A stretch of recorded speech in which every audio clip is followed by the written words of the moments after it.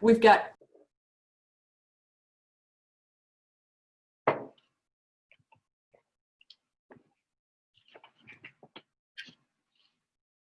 okay. I think we started at chapter 1. So, like I said, if you're interested in more details with each term with explanation, like what is a rupa, what are the detailed explanations, then we can go back to file 3. So we have more understanding on that. Okay, any questions so far?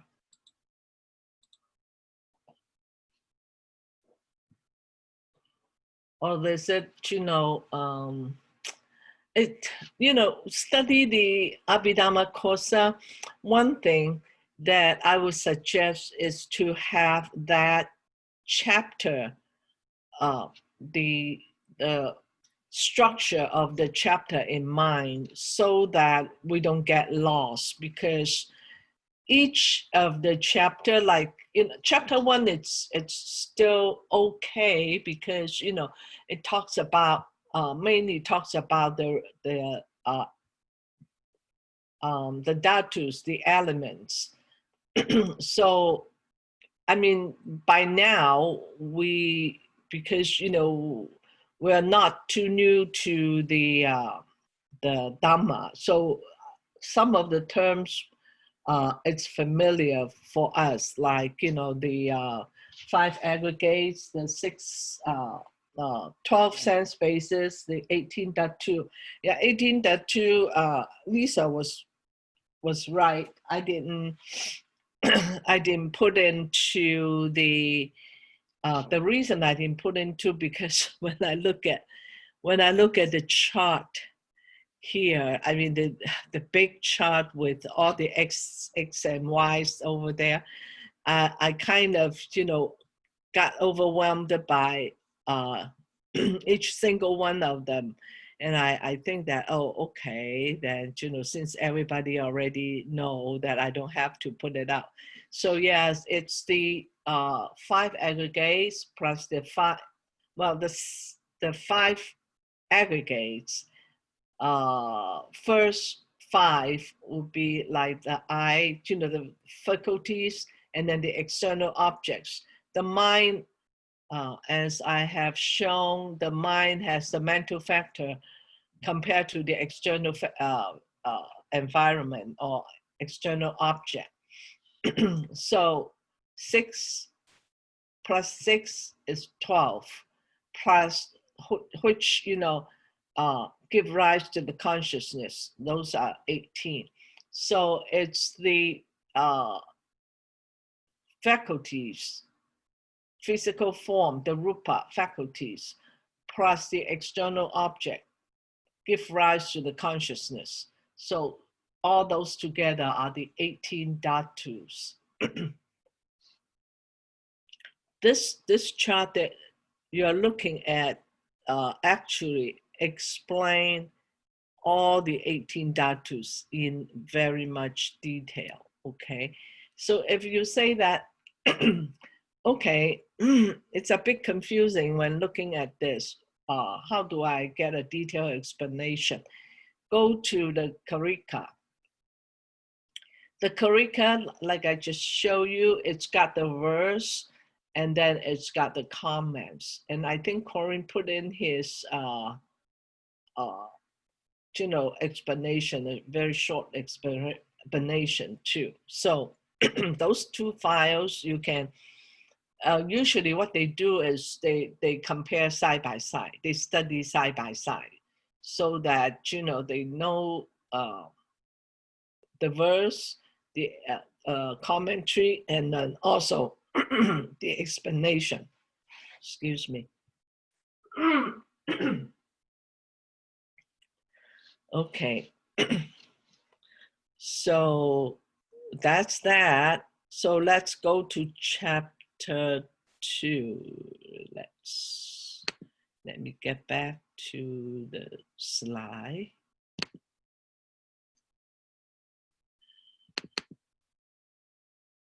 But then I have to stop and then share.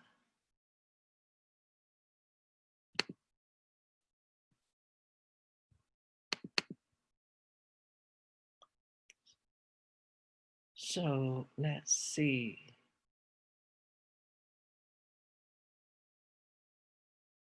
Chapter 2. How am I doing? Oh, back. Here is the structure for chapter 2. Again, it gives us like, Karika, the verses 1 through 8, description of the Indriya, the faculties. Indriya means faculties. So there are 22 Indriyas. Then we'll take a look in just a minute. So here is the outline of the chapter.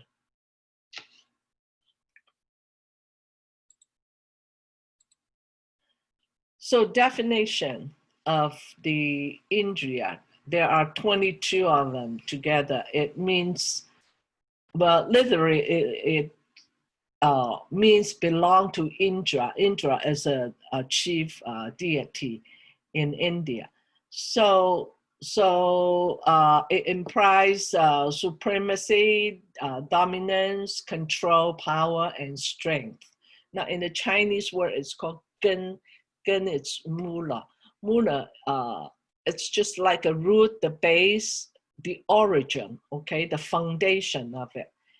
So we have seen this when we study the 37 prerequisites for enlightenment. There are like 5 roots and then 5 powers. 5 roots, it's this root means the same meaning of it. So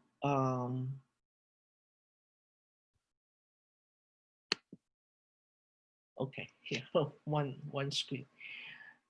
So when it comes to the describe an organ, that means like faculty of the sense. Now, when we study, is it in Yogacara? I believe it's in Yogacara. No, it's when we study the Honeybowl Sutra, when we study the Papancha. Remember, we said that the process of Papancha is, for example, my eye meets the external object, okay? So not only the physical eyeball, but also the eye faculty. The eye faculty is a physical form that is in between the lens that we cannot see with our naked eye. But, somebody said that maybe we can, under microscope, we can see that, but, nobody pay much attention. For example, the tongue, the physical tongue, the physical part of the tongue is the physical part, right? Is the, the shape and then everything. But it's not the tongue that tastes. It's our taste bud that tastes. Now the taste bud is actually a physical form. It's lying in between, inside the tongue itself. It's just like a size of a fine hair. So still making up of the 4 elements. When we refer to the physical part or the rupa, it's a composition of the 4 elements, okay? So the taste bud is the tongue faculty. Ear, there is a ear faculty lay inside the ear, I think about, the area of inside, very inside of the inner ear, okay? So they are actually physical forms.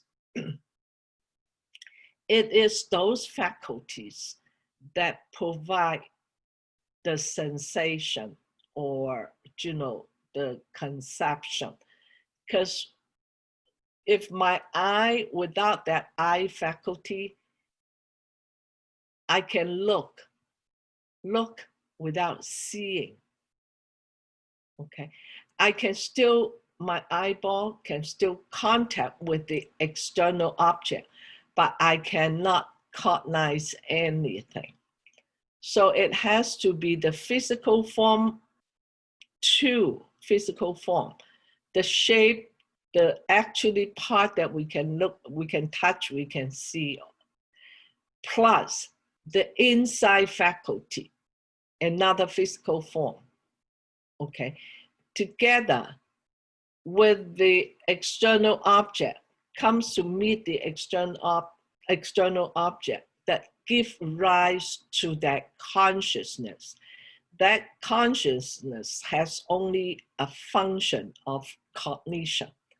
They cannot tell you, it cannot, that this five consciousness cannot tell you, how do I feel? Do I like it? What is this? Is it, a computer? Is it a hand? They cannot do that. They just say, oh, something happened. Okay, something happened that because of contact arises that I cognize something. So this indriya is, we can call it director, because with the taste bud, we cannot taste anything. Okay, so those are the faculties that we are talking about. Okay, so another thing is that it is the root or source capable of producing or growing. Again, we just use that example. I is able to produce knowledge, meaning that we can, we can cognize and accept.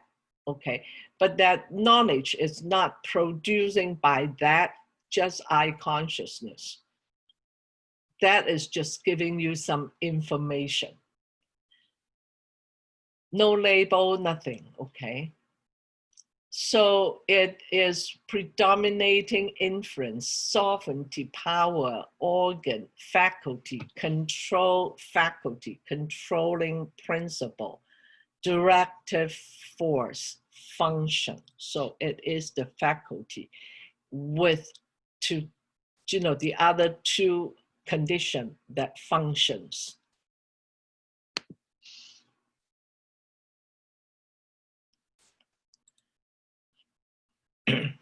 So here, predominating inference, sovereignty, power, function, all these things, actually Abhidhamma Kosa has some definition about it, like, predominance means predominant power. So for example, the I is predominant. It exercises with regard to a rise of the consciousness that no visible things, just what I said, the cognition, being common cause of all consciousness of visible things. Now, whereas each visible thing merely aids the arise, but one consciousness. So the I consciousness can only function to shape and color. Ear can only, regard to the sound and all those. So number two, the visual consciousness is clear or obscure, like I just described it, how is it weak or active or well, all these do not exercise in a similar inference. The same holds for other sense, okay? So by the visual consciousness, they cannot define whether this is good or bad, active, not active, all those. It's when the eye consciousness cognizes immediately, the other function of the sixth consciousness take over, which provides some information about, evaluation, labeling, about what has been seen. Okay, switch.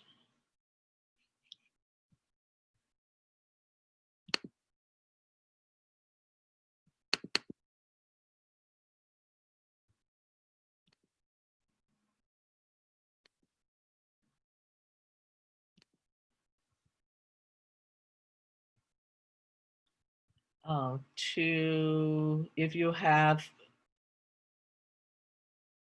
note number 3, you can switch to page 29. Okay. Can we see it there or not? Yes, I could see it. Okay, good. 29. So talking about the indriya, here are the 22 indriya with description and classification. So if you look at this chart, it's too much for me to reproduce in a simpler way. So this is the best we can go. It has a list on each indriya down here.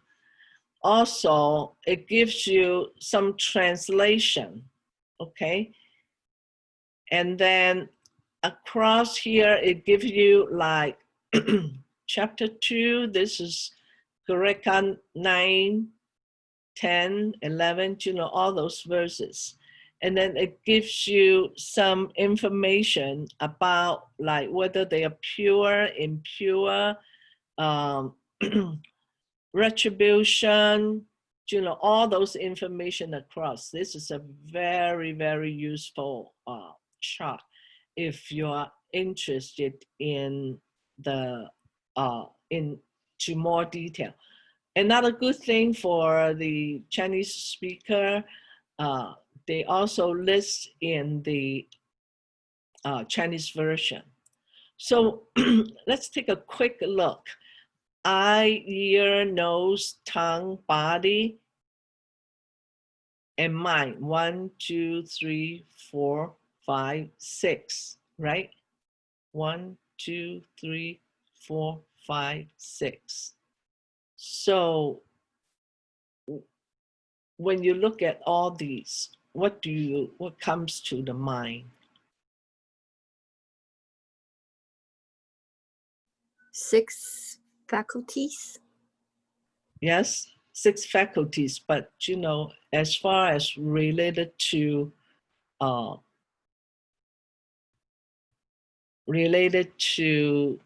do you describe it? The aggregates. Form aggregate. Yeah. Yes. Yeah. Other than this number 6. Number 6 is it's not the form, it's the mind, right? So all these together are the form part of the aggregate, number 1 to 5, right? The 5 physical form plus the mind. Okay. Now, number 7, number 8, and number 9.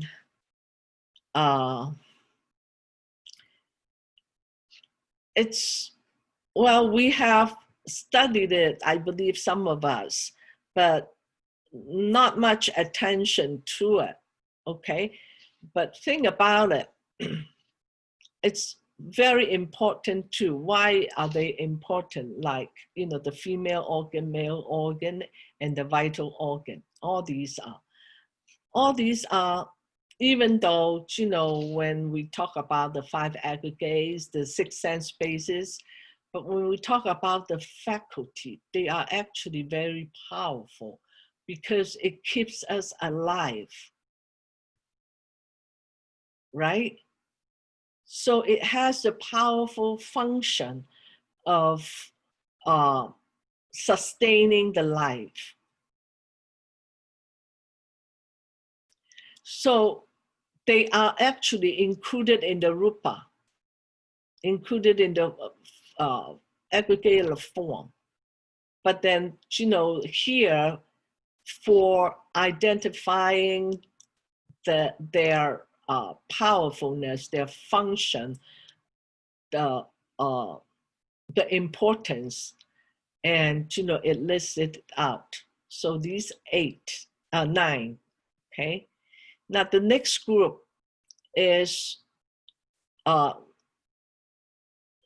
pleasure, painful, or bodily pleasure, mental sorrow, joy, and then equanimous or equanimity. All those attribute to the 5 aggregate. What part of the 5 aggregate?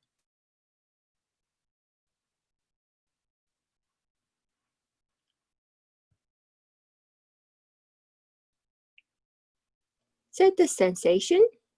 Yeah, it's the feeling part, right? We just finished the rupa part. Here is the vedana, the feeling or sensation part. So those 5, okay, are the sensations. So, and then the next group from 15 to 19, okay? Faith, energy or effort, mindfulness, meditation or concentration, and then wisdom. So these 5 are in a group also. These 5 in a group it's within the 37 prerequisites of enlightenment. So this is the 5 power in that, in that whole 37.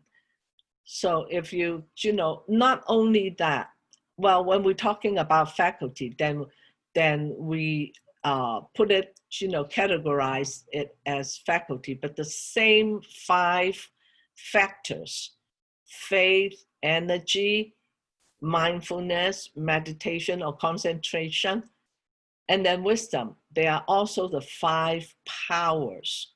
So they are the same thing, okay? They are the same thing. And then 20, 21, and 22, we'll worry about that when we, get to that state. But these are the state of at least, stream enterers through all the way to attaining Buddhahood. 21 is for arahants who are, reached the state of enlightenment, but not fully enlightened as the Buddha. We talked about that before, right? Okay. Now the 20 is the, the knowledge that I shall know yet unknown yet. That means, we are at the state of pre-stream enterer. Almost there, okay? Almost there. Then up to like already know, remember, there are verses for the arahant. When they attain the arahantship, they know that they already attended at that stage, no more becoming. So these are the 22 indriyas, faculties. Any question? It's very easy to get lost studying the Abhidhamma Kosa or any Abhidhamma, because I have studied another kind is more the earlier Abhidhamma, got totally lost because the information is so much in one group only. Could you please repeat the part about the faith, energy, memory, absorption, Okay. that part, Yes. that group? Yes. Thank you. Let me go back to the screen and then we'll start there. Share. Oh. Okay, this one, right? You see that? Yes. Or, okay, good. Okay, here, the faith, effort, mindfulness, concentration or absorption, wisdom. These groups are within the 37 prerequisites of enlightenment. The 37 prerequisites of enlightenment are separated into 7 groups. Okay, the first group is what? Satipatthana. Okay, and then let me see if I can pull that out from my screen here.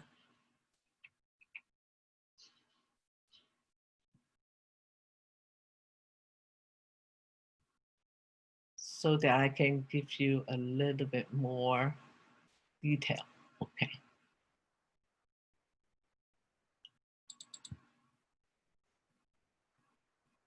I think we did, some talks about that in Maba. So there are 37 factors or 37 prerequisites of enlightenment divided into 7 groups actually. One is the 4 foundation of mindfulness, okay? And then the 4 right effort, 4 base powers, 5 faculties. Here we go. So the faculty here belongs to the 5 faculties, which are faith, energy, mindfulness, concentration, and wisdom. And also, not only that, the same group, it's also considered as 5 powers. So we can relate, okay, they're faculties, yes, but they are also, dominate. We said predominating, right? So we can see that one is describe the sign or the label. The other one, or the characteristic. The other one is defining the function. Okay, so faith, energy, mindfulness, and concentration. That's another group. And then another group is called the 7 factors of enlightenment. Okay, and then the 4 noble truths, the Eightfold Noble Path. So 1, 2, 3, 4, 5, 6, 7, divided into 7 groups. If you're interested in more, you can Google it, 37 factors or 37 prerequisites for enlightenment, okay? That answer your question, Lisa? Yes, thank you. Okay, thank you. So I have a quick, while you're on, oops, I was gonna say, while you were on that page, you have 20 as stream enterer, 21 is Arahant. Is 22 someone who has achieved Buddhahood or, okay. achieve Buddhahood. Okay. Because when you go to 21, it says, let's see. When you go to 21, it says already know. So already know, that means I don't have to learn anymore. So that is, non-learner state. Non-returner. No, not only non-returner, don't have to learn anymore. Okay. in the Chinese, it's easier to understand. It's called 无学, no more learning.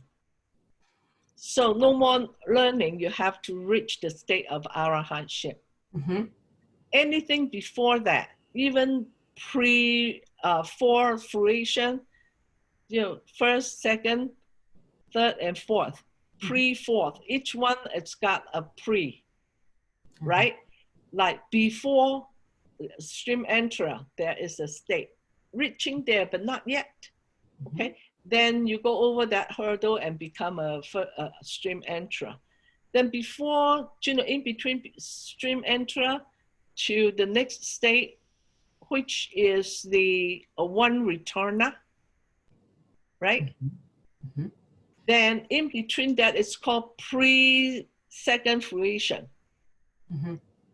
And between second and third, there is a pre-third. Okay, so then between third and fourth is a pre-fourth. Fourth is the arahat, right? So even you are at the pre-fourth state, you still do not possess that yet until you reach arahatship. Then you already know. There is no more learning. So, make sense? Yes. I just wanted to confirm that 22 was Buddhahood that you have achieved. 22, it's way, it's already Buddhahood, okay? Because in the Chinese word, it's easier. It's called 具知根. 具 means everything. Everything, all, complete, completely fulfilled. So even the arahat, they don't know, the other person's previous life. How would they accept which teaching? But the Buddha, only the Buddha. Okay, any more questions? Good question. Those are very good questions. Lee has a question in the chat. Lee? I have to in the chat. In the chat. So the question is, what's the difference between the Amidharma Kosa and maybe I answered my own question. Can you see the chat, Caddy? I don't know how to pronounce that. Abhidharmata? Actually, what is the difference between Abhidhamma Kosa and Abhidhamma Sangaha, Comprehension Manual of Abhidhamma? Abhidhamma, literally, it means a commentary that explaining the Buddha's teaching. They are commentary, okay? Like, in accordance to the teaching. Remember, Abhi means either supreme or, turning towards the Buddha's teaching or in accordance to the Buddha's teaching. That's Abhi. Dhamma is teaching, right? Okay. Abhidhamma by itself is an explanation, interpretation, analyzing, investigation, combining, all these putting, collect in a collection. Okay, so that is Abhidhamma.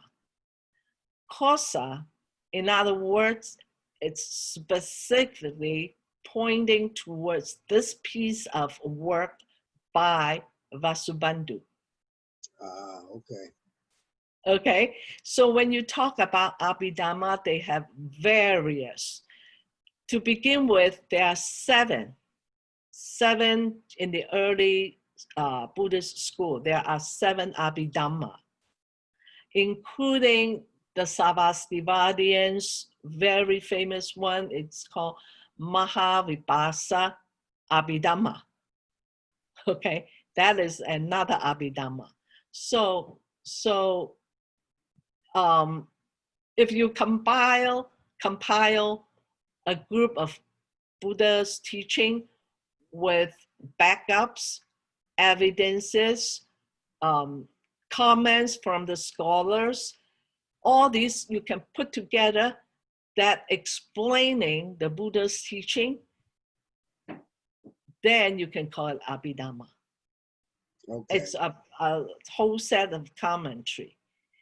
Kosa by itself, kosa meaning concealed,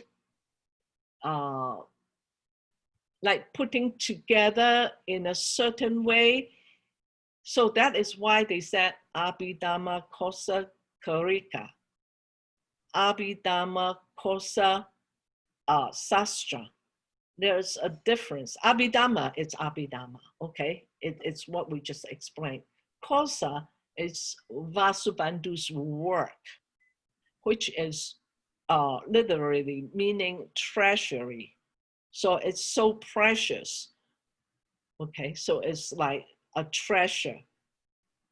Then if we say Abhidhamma kosa karika, that means this is a very valuable commentary in verses, because karika is verse. If we are saying Abhidhamma kosa sastra, that means, you know, this is the commentary in a, you know, systematic commentary by Vasubandhu. It's a treasury, and with commentary on the commentary. Very confusing, right?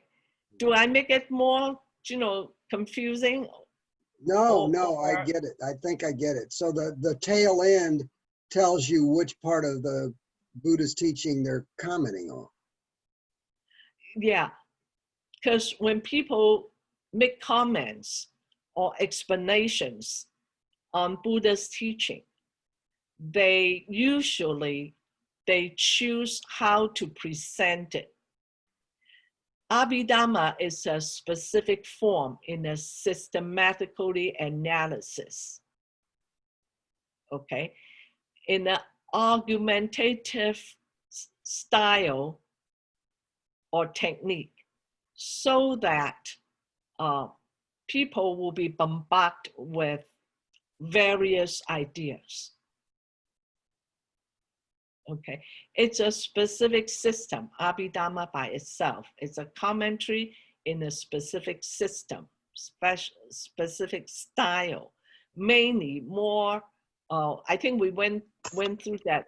When you go back to the Abhidhamma methodology, then you will find out, oh, okay, Abhidhamma means using this kind of technique to explain or to interpret the Buddha's teaching. I get it now. Okay, great. Okay. Thank you. Oh, you're welcome. Good question, though. So that is the reason I said that when we actually go into the chapters, we have to, before we do that, we have to look at the structure. So to understand what are these guys are doing, you know? So when we get into the structure, like here, chapter 1 is still okay because it only talks about the dhatus. And the dhatus we are familiar with because we know that it's a 5 aggregate, we know that it's the 12 sense basis, we know that it's the 18 dhatus, right? They are, you know, those are the basic things. But getting into indriya, the faculties, something we cannot see, we cannot touch, we cannot smell, we cannot taste, all those are, you know, we can only by reasoning, analyzing, deducting, by inference, you know, all these things, because we don't see it. Tell me, you know, how do we see the faculty of suffering. Right? Okay, we're saying that, okay, my tongue is a physical form, but I cannot see the faculty of my tongue. I cannot see the taste bud of my tongue, right? All those things are, I don't want to use, it's not an imaginal thing. It is there. It's just that without, we just cannot assess it. Okay, so those are, but these are the 22 indriyas, are those forces or, you know, functions that actually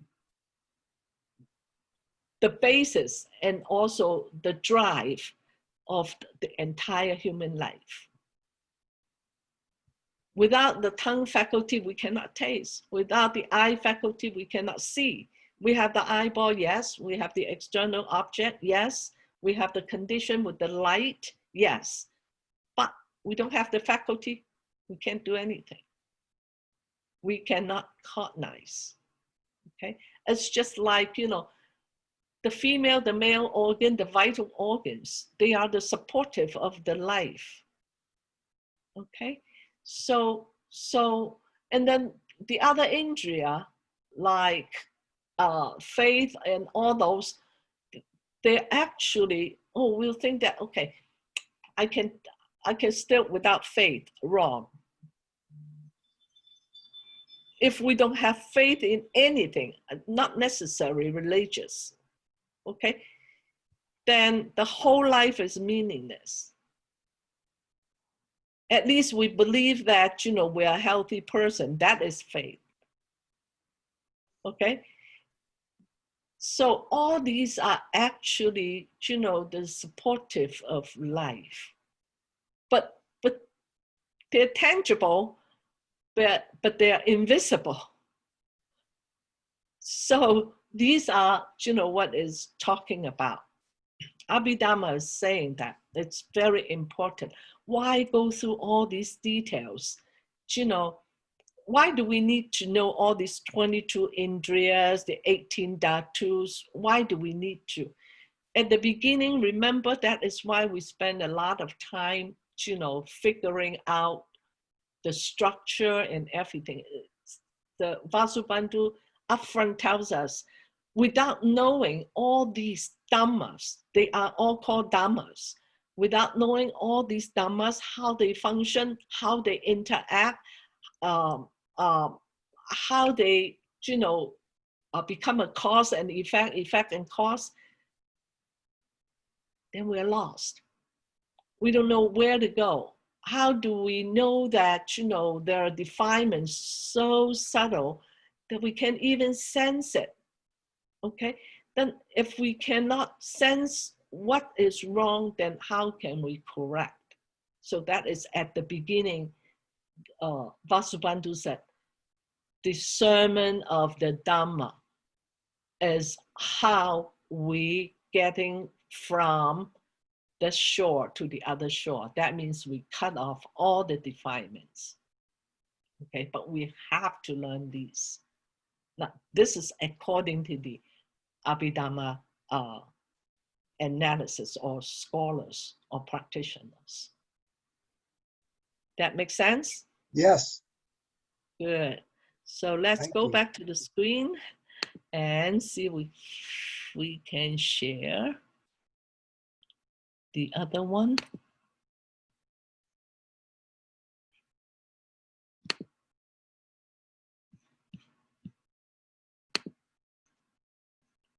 Hey, Corey, it would be good that if we can toggle back and forth.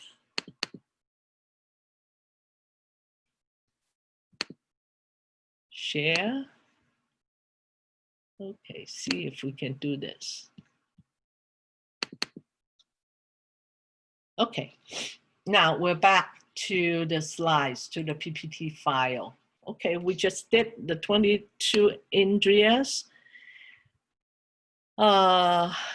Again, Dhamma, another explanation or definition of the Dhamma. it's going to be with us, you know, throughout this life, next life, or whatever life, okay? Dhamma also mean factor, efficacy, event, real entity, attributes, elemental constructs, qualities, phenomena, distinct type of a real energy or force. Okay, so Dhamma is all these. That is why I said that, you know, Dhamma is worth us to pay attention. So which page did I just show?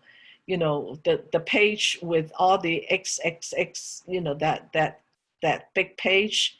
Before that, there is a page called the 5 positions and 75 dhammas.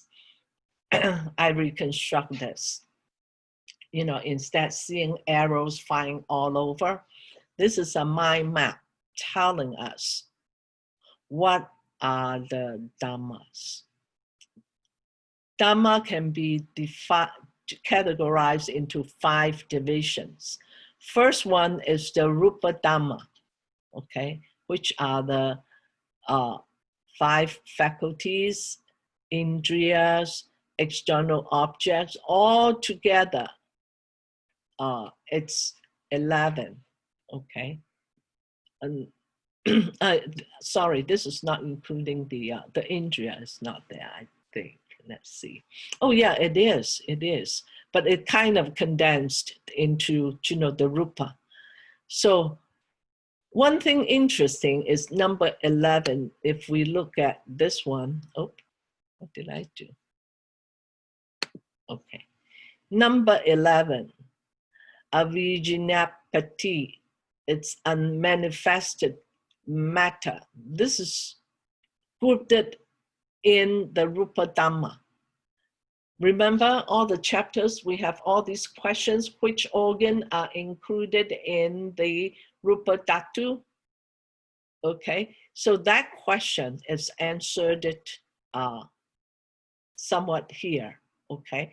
So even though it's non-explicit, it's invisible, this is also concerned as the Rupa Dhamma, okay?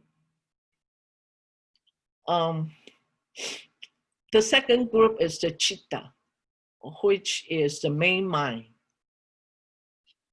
Then the next one are the mental factors. There are 46 mental factors grouped in 6 groups, okay?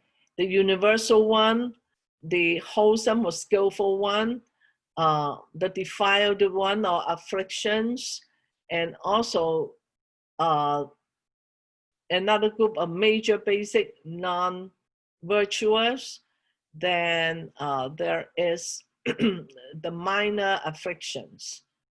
And then there is another group called undefined, undetermined. So those are the 46 mental factors. And we will get into that in just a minute. Then there is another group, it's called that, you know, not associated with the mind. Remember, there's a question, are these mental factors that are not associated with the mind, do they have energy?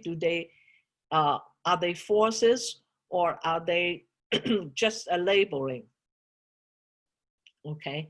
And then also another question is like the Wei-Fa, it's the unconditioned. So all these in green, light green, they are conditioned, and they are contaminated, and they are conventional.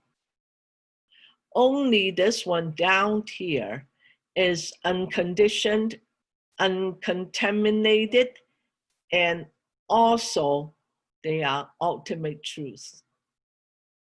Okay.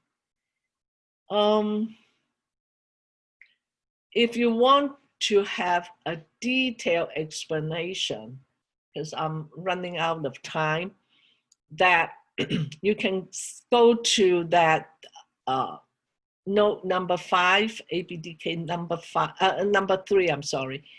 Go to page 35 through 30 through 35. They have each group, each Dhamma explained it. Okay, what is the eye? How does it function?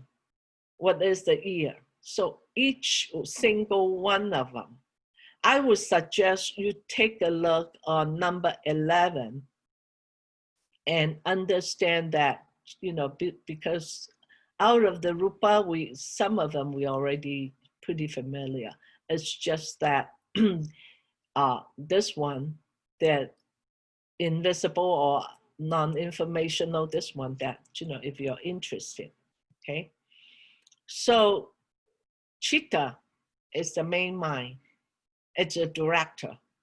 It's the king. So in the Chinese language, we call it Xing Wang. It's the king, okay? So, and then all these are arising together with the mind. Say the mind, if one thought arises, there are mental factors that come together with it. So,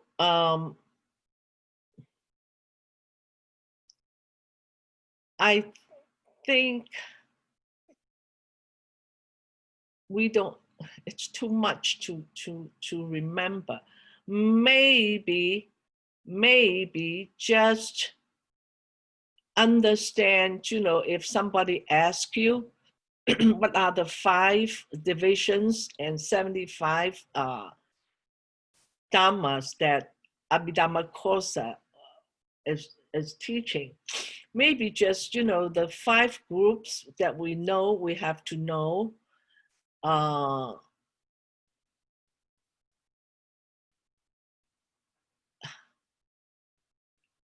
It's too much to the Rupa, yeah, we can do that. Chitta, yes, but the mental factors takes a long time. Even though there are only 14, the not association, it's not easy to remember. So just know that, these 5 groups, and maybe just a brief description of what they contain. Like Rupa would contain all these, there are 11, they're mainly attributed to the physical form. Chitta is the mind. Then Cheta means the mental factors, or and then the next group would be the not associating with the mind. There are 14 dhammas. I don't need you to describe all the 14 dhammas. And then there is another group called Asamkrita Dhamma, which means that they are unconditioned. Maybe just that, okay? You don't have to actually go into the detail. As far as for mental factors, I'm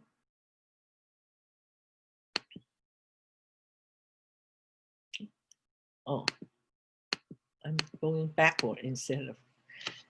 I pull up some information. This will give us a little bit clear picture. This is not from the Kosa, okay? This is from another Abhidhamma, but not from this Abhidhamma Kosa. So they define, they categorize the mental factors into 2 groups. One is called the 29 mental factors. The other one is called the 28 mental factors.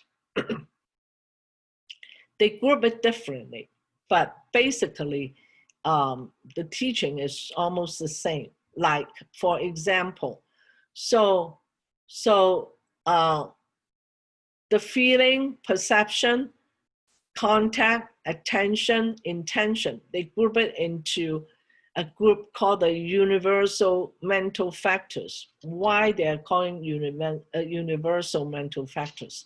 Because one thought arises in the mind, all these 5 appears at the same time. Okay? At the same time.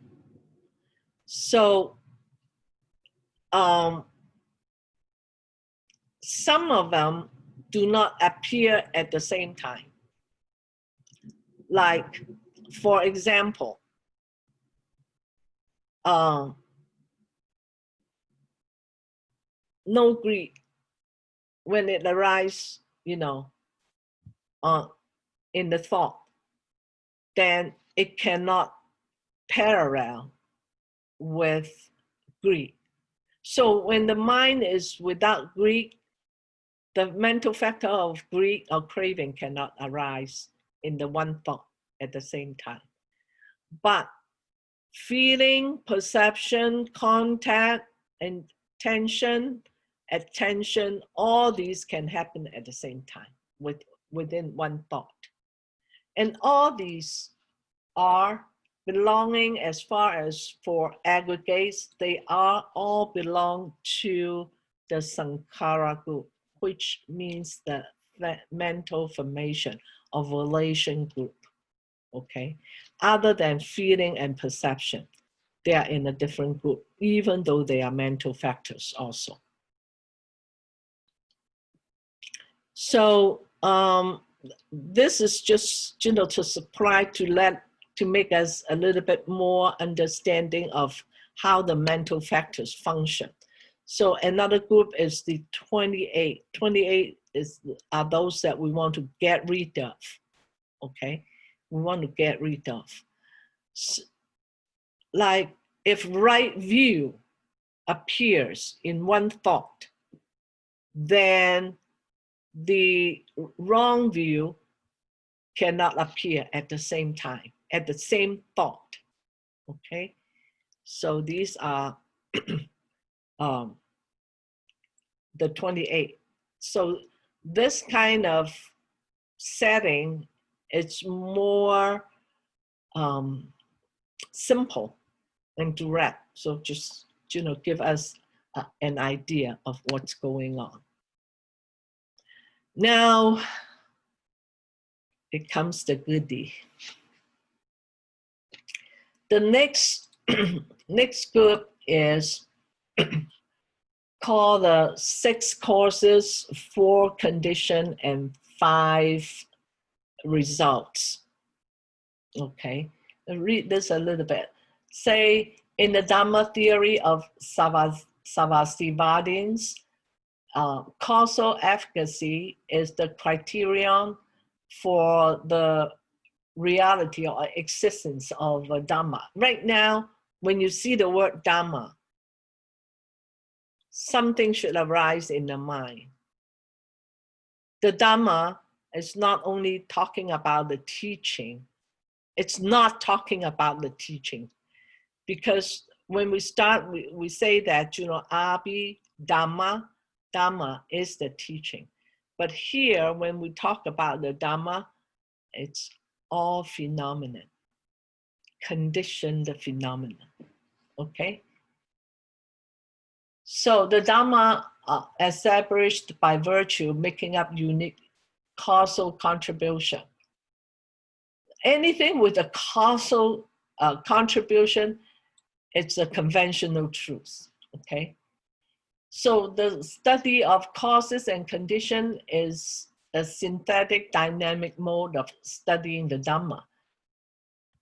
On the other hand, examine how Dhammas work together and function in contrast to the static analytic study in the intrinsic nature of Dhamma, which emphasize how they are unique, okay? This is just like, you know, we study the Dhamma to understand, but then, you know, by understanding the Dhamma, we will understand the cause and effect, okay? So, cause and effect.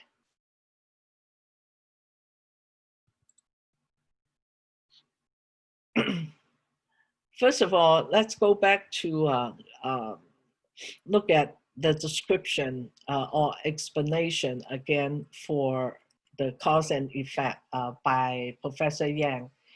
He said that all conditioned Dhamma or phenomena has the nature of arising and ceasing momentarily. Agree, right? All conditioned Dhamma arising and ceasing. Now, the arising and cessation requires cause and condition, right? Cause equals to directly giving rise to result. Condition is an indirect cause for the result to surface. Okay, so if we plant a seed onto the ground, before it can sprout into a tree, then we need fertilizer, sunshine, water. So the seed is the cause for the tree to grow. The condition are those sunlight, water, fertilizer. So the cause for the tree to grow, the direct giving rise to the result, the tree, is the seed. That's the cause. But the condition is like an assistant. It's indirect to help the tree to become a tree. Okay, so, but then both cause and condition can also be considered as causes for a result or effect to arise. So we can think it this way. We said that the seed is the main cause, the direct cause. But without the condition, the right condition, the tree won't grow. So in essence, both the seed and also the sunlight extra, etc., you know, the condition are causes for the tree to grow. It's saying that, you know. So both are actually causes for the tree to grow.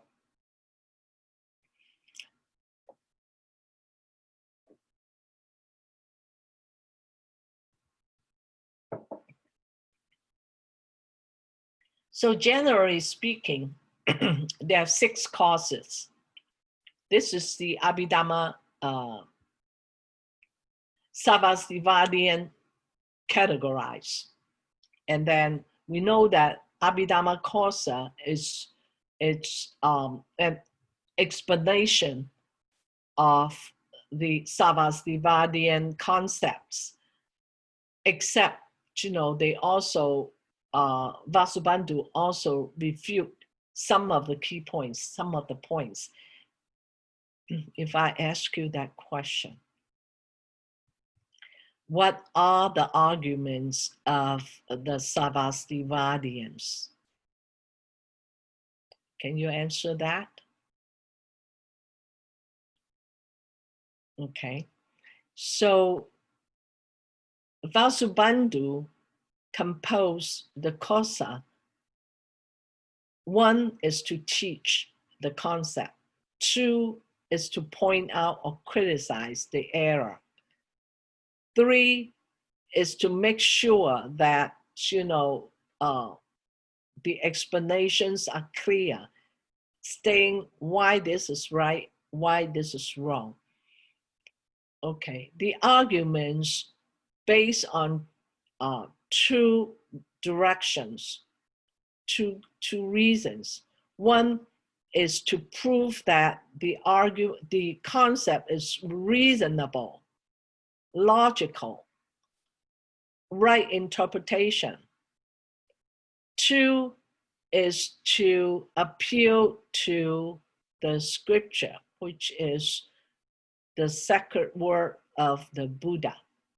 Okay, so I'm repeating what we just said, but because, you know, with all this information, the mind is going somewhere, okay, all directions. So you can connect them together. You can be a Abhidhamma commentator by sorting all these out systematically, you know, linking them together to make a sense out of it, make a sense from it. Okay, so 6 cause, 4 condition. and 5 results. Okay.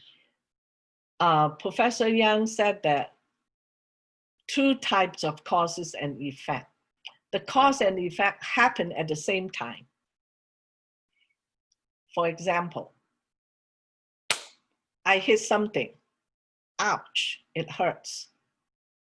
The cause is that I hit something that caused the pain, right?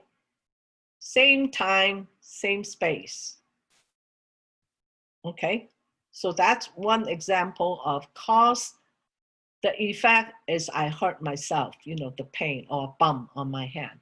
Okay, so cause and effect happen at the same period of time. That means it has to be in not necessary in the same time. Okay, I hit the wall with my hand.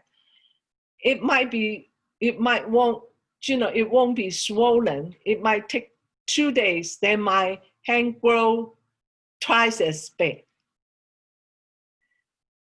Okay, the time is not necessarily the immediate time, but it has to be immediately the same space. My hand won't get swollen until after I die and go to the next life. If I hit the wall now, my hand won't get swollen until 2 days later. So it's a different time, right? Today and 2 days later. But it has to be when I am here as Kathy Troy in this earth, in this space, okay? Not wait until I become a dog, then my hand got swollen, okay? So that means cause and effect happen at the same period. That is the cause of space. Time here, I said same time here, meaning the lifetime. Not this minute time, okay? So I have to make that clear. And then cause and effect happened at a different period of time. When we get to the cause and effect, this is very, very, very important. You see somebody doing a lot of evil things, but didn't get punished because we don't see him or her got punished in this lifetime. Okay, the effect or the result comes afterwards, after death. They either go straight down or straight up or coming back. Okay, so what I do within this lifetime, it's going to gear me up or direct me towards one direction, 6 directions actually, right? The 6 realms. So the cause of time, now it's again, this is called the life period time, okay?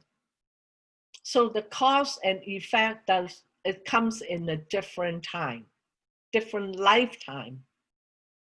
Okay, so those are the 2 things. Now, next.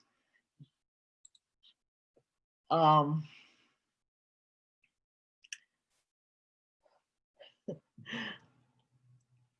do I explain this?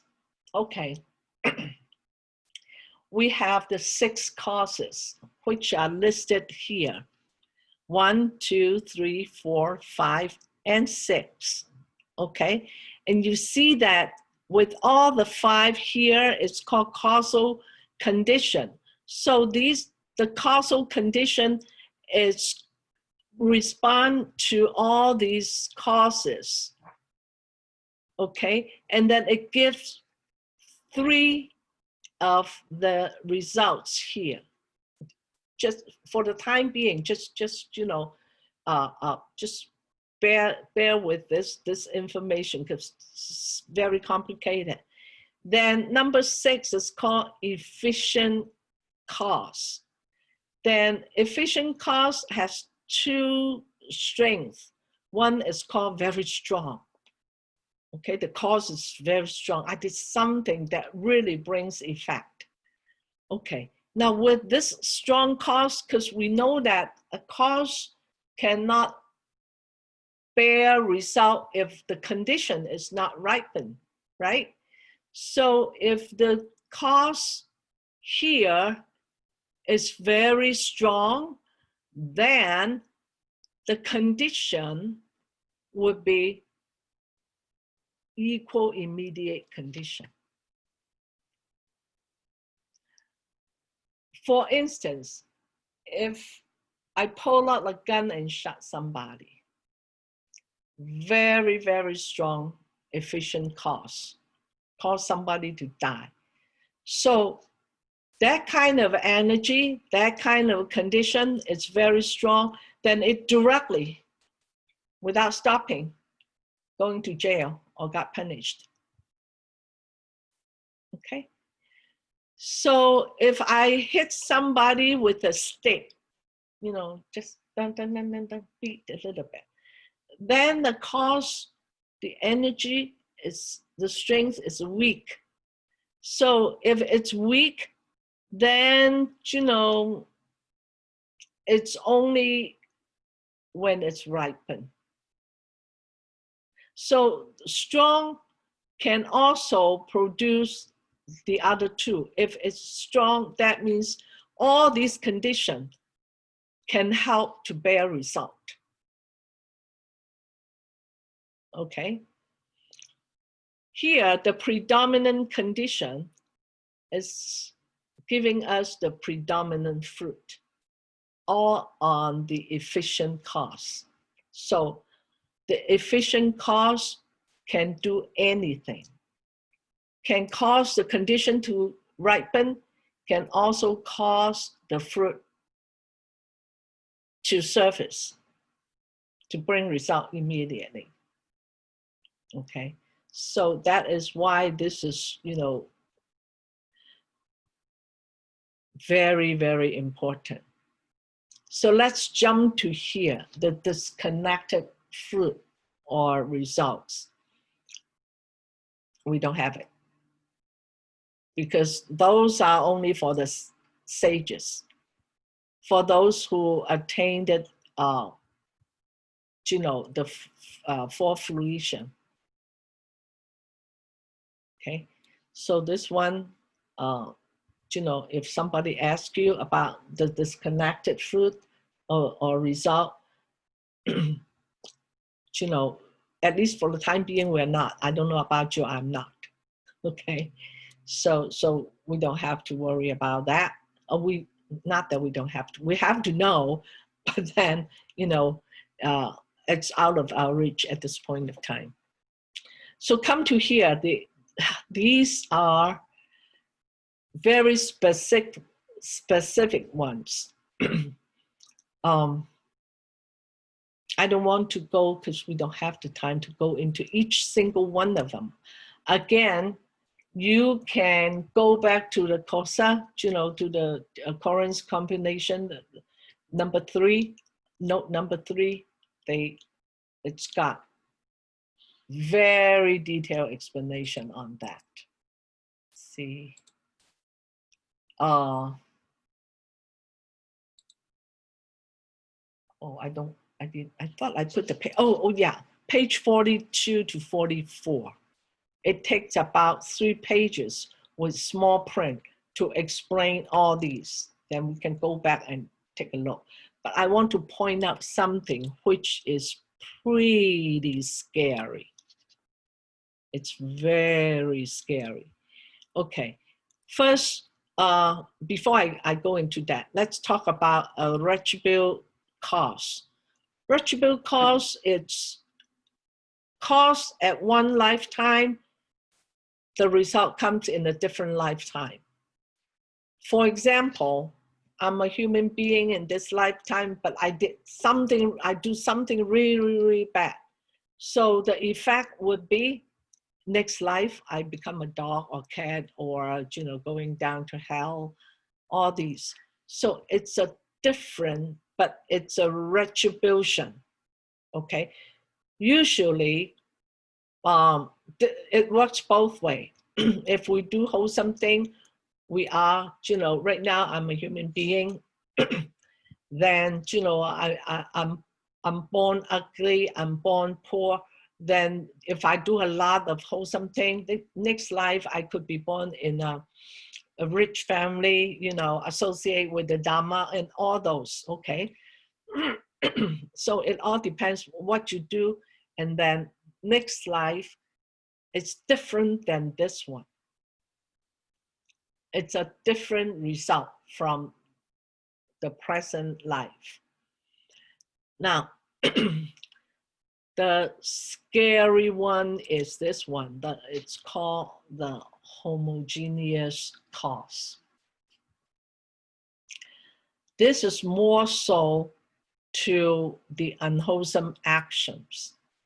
If an unwholesome action is performed, action, I mean mental, physical, verbal, okay?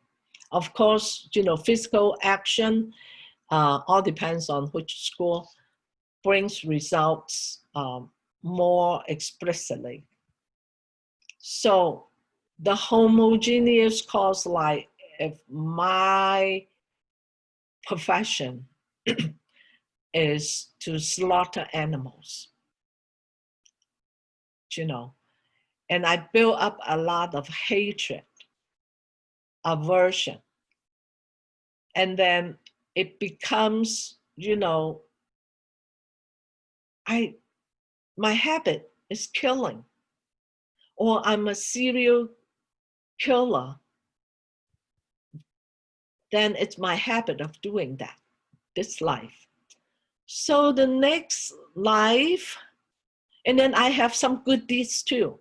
Next life, I might, because of some good deeds, be reborn as a human being also. But the habit is going to be with me. Okay? So in that case, that I'm bringing the habit with me, that means one of these days, all these unwholesome action is going to bring a result. And because of the habitual pattern, these results is going to push out to do more unwholesome actions. This is what the scary part. If I say that I perform an action and I have a result the next life, and I bear the result, and when it expires, my cause is expired, then fine. Okay, I got punished once. But because of the building up of these actions, habits, then it's going to go on and on and on and on. Okay, so very scary. 同类因等流果. This is the killer here. Okay, homogeneous cause. Then we have the emanation fruition or fruit. So that is why the Buddha advised you, tame the mind, train yourself, get rid of the defilements, get rid of the, at least observe the precepts, stick with the wholesome actions, no matter how small it is, because mental, physical, or verbal, it's going to snowball, roll and roll and roll and roll. Okay, so that is very important. The other one, pretty self-explanatory. So just look at the chapter, page 42 to 44. Okay. Questions so far, because we are ready to almost getting into the next topic. Oh, actually, I post some definitions for these. I forgot, because these are the add-ons. Remember, I first posted it without, you know, all these explanations or definitions. But then I look at the DDB and I said, good thing I got all these. So from DDB, there are some explanation.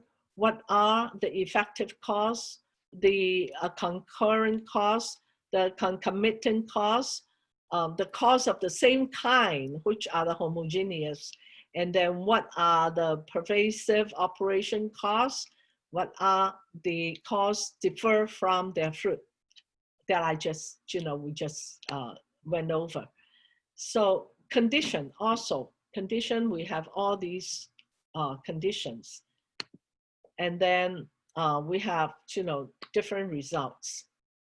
Now, the question comes to, would it appear in the final exam or mock exam? I would say not in such detail, but if you can, you know, at least memorize the diagram to see how they related to each other, know the list, at least know the list. What are, you know, the 6, 4, 5, or the list, and then maybe put this diagram in the mind, name them. Maybe that helps. Okay. I haven't, you know, drawn up the questions yet. Okay. Chapter 9. Could I have a question before you Yes, go please.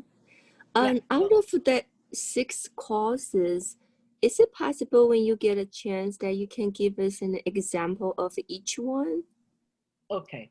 Actually, when we look into it, there are explanations there. Let me pull back. Okay. Here, like the effective cause, we talk about the diagram, remember? We said that the effective cause actually have 2 strengths. One is the powerful, the other one is a weak one.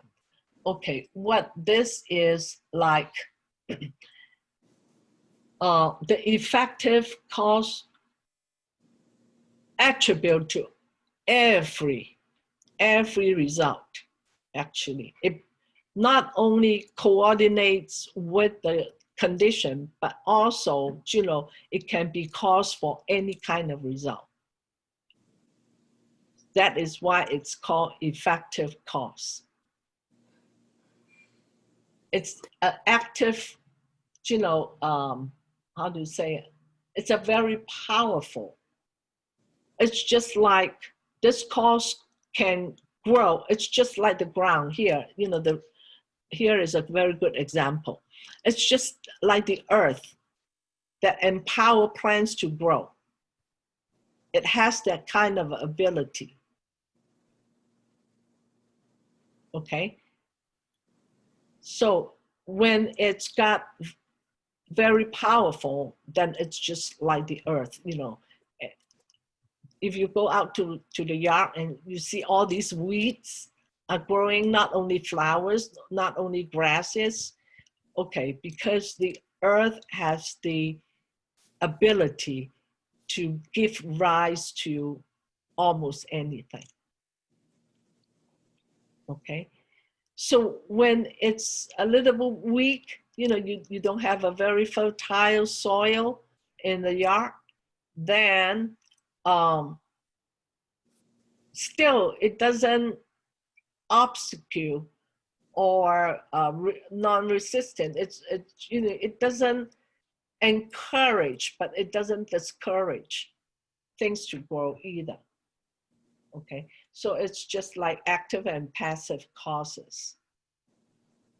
But it has the capability to allow all kinds of things to grow. That is the effective cause. Concurrent is a cooperative cause for the four elements. Okay, the four elements, all physical matter composed of four elements. We cannot be lack of one. If there is something lack, then this physical form cannot be formed. Okay, so all the four elements has to be together to give a result. The four elements has to be there for this body to exist. Okay, that's the 具有因, the concurrent cause. Now, the concomitant cause is mutually responsive and associate. Like when a thought arises in the main mind, there has to be a mental factor connected to that thought.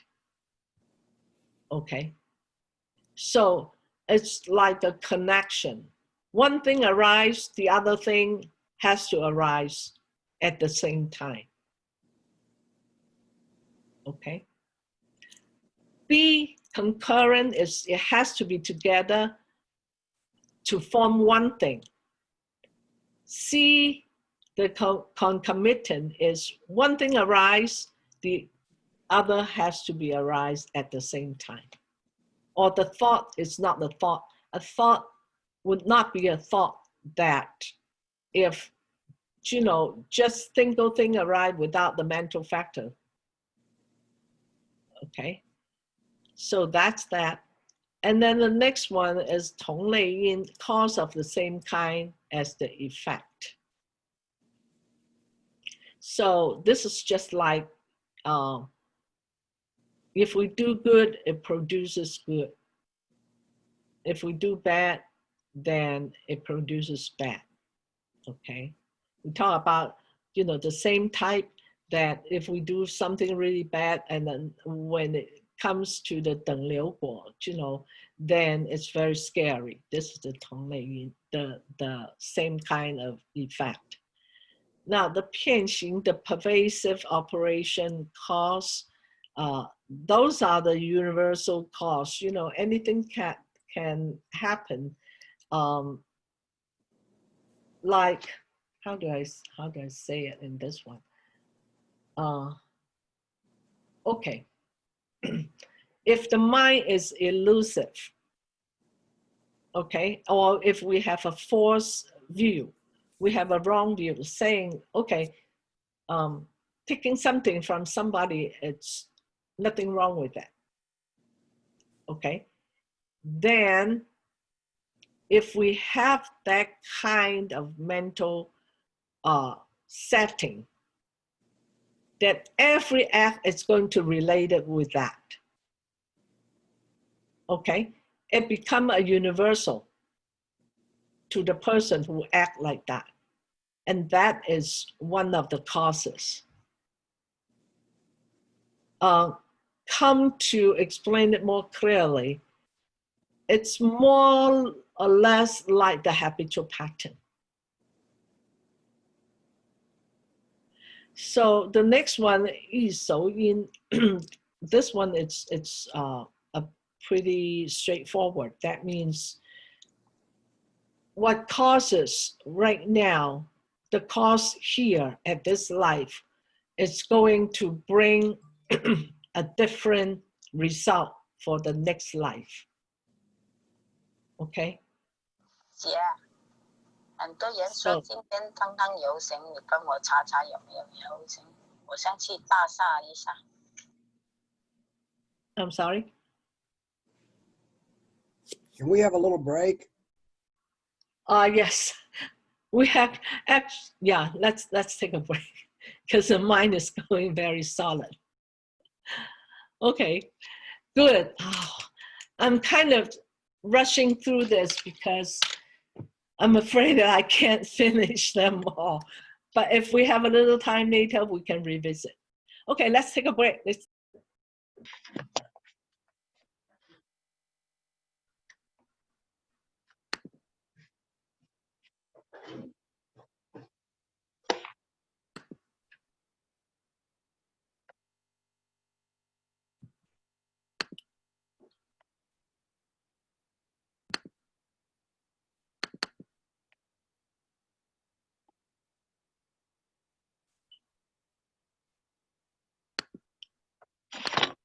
We haven't so made any.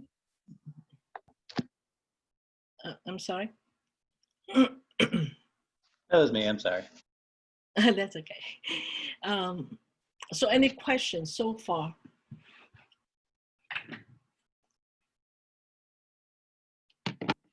I was going to share, see if I can get to Slack.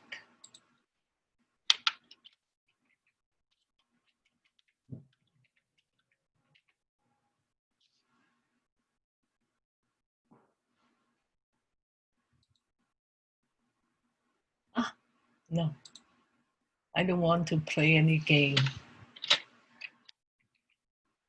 Okay, see if this works. Launch.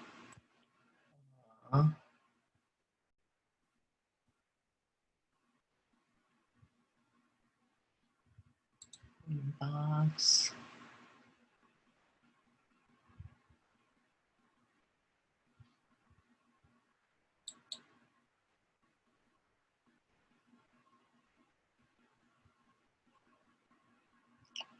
Huh. For some reason, it won't allow me to download. What are you trying to get? I took some pictures about the faculty I was going to share with everyone. Oh, But if I send it to you, Corey, can you figure it out? sure. Okay, let me see if I can forward it.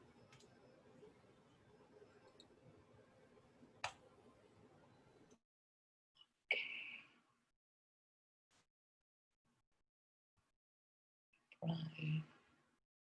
Forward, where's my forward?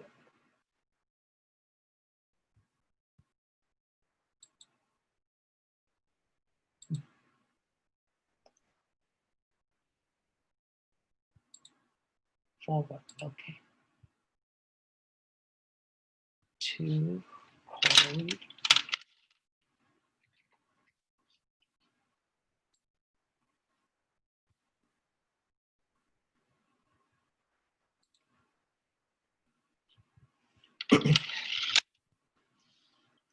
Okay, I don't know if you can get it. It's it's in the I sent it through email. All right. I'll keep an eye out for it.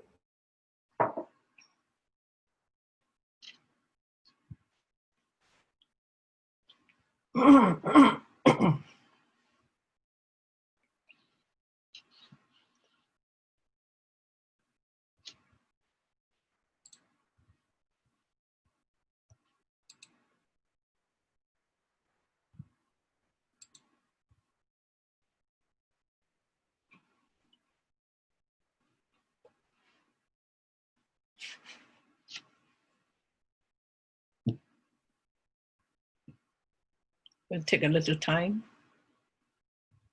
No, I got him. I'm just getting situated here. Oh, okay.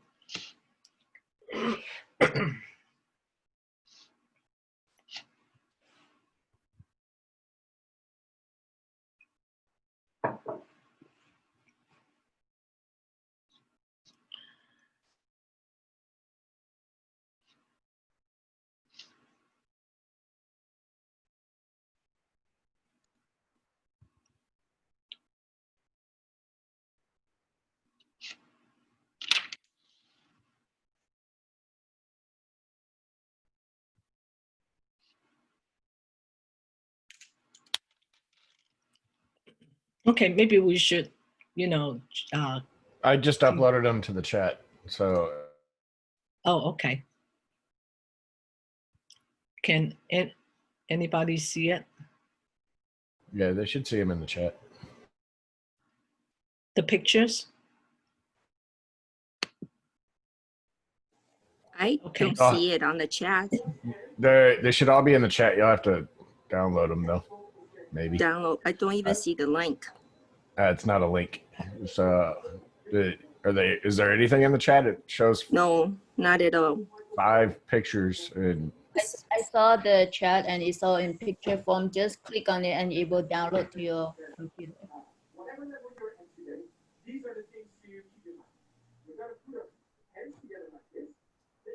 It's in the chat. It's IMG_8171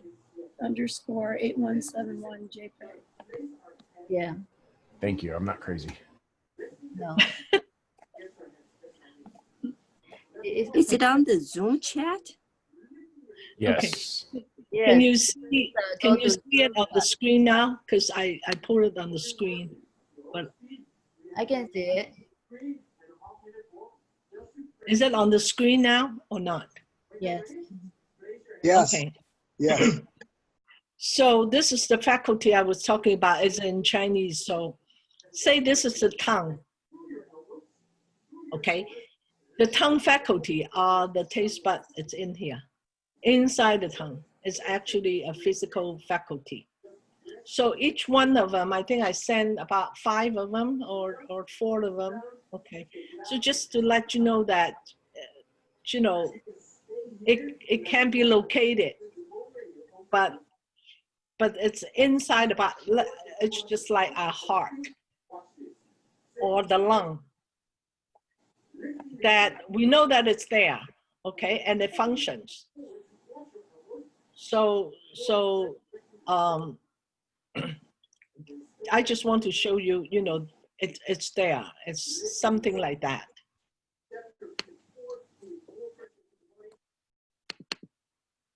Okay, go back to any more question about the 6 cause, 4 condition, and then 5 results.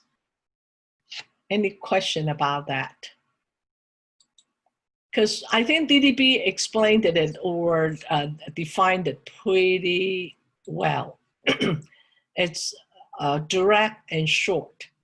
And it actually, it's easy to understand. More so than you go to page 42 to 44, because, Korean use a lot of the original term from Sanskrit in Chinese character. And it also, have a different description. I even pulled out something from a website. It's a study for the 4 condition, 6 cause, and 5 results. I pulled it out from a website thinking that it would be clearly Kathy, the five of them, but there are 2 of them is the same. Yan, pieces, and yi. There's no e. You send yan, yan. I think got 2 the same. Oh, okay. This, you mean the faculty that I just sent? No, the picture 5. Yes. Oh, okay. Yeah, I just, pulled it out. What happened is, what I did is I just take a picture with my iPhone, and then send it through email, because I don't know how to download it. Just want to let others know, because it's in Chinese, they will not know. Yeah. This is just, giving an example to demonstrate that they are actually a composition of the 4 elements. They're physical forms, even though they are invisible to the naked eye. So I can send you more information if, anybody is interested, but, it's not in the English version. And I believe there must be a translation in English somewhere. I just, haven't got time to find it yet. So go back to the cause and result, cause, condition, and result. Any comments, any question? Like I said, DDB did a pretty good job on describing it compared to the others. I tried to read, some other descriptions and explanations. It's detailed, but very confusing, very confusing. Oh, one more thing that I want to say about the cause and effect.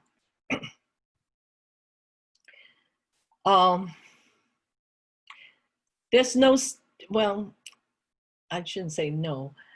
Very rare that is one cause directly to one result, okay?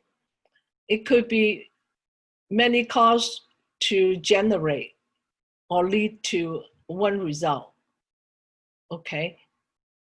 But one cause does not lead to several results.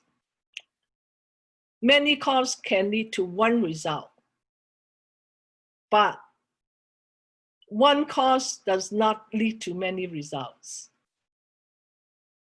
okay? I say very rare.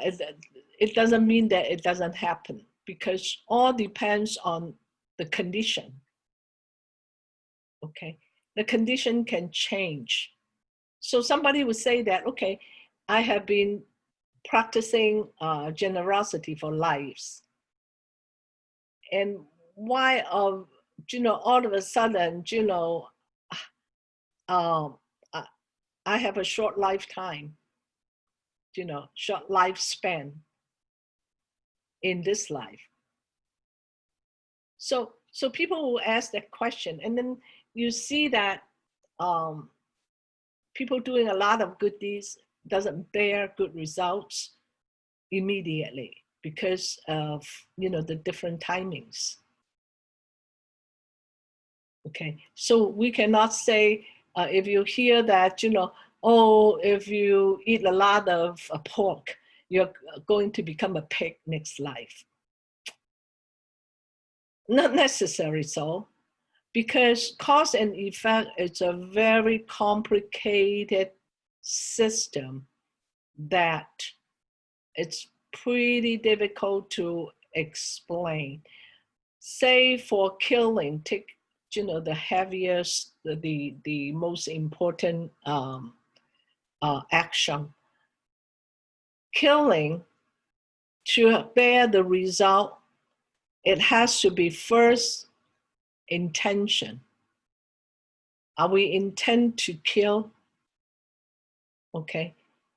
Second, what are the situation that arise at the time of the action?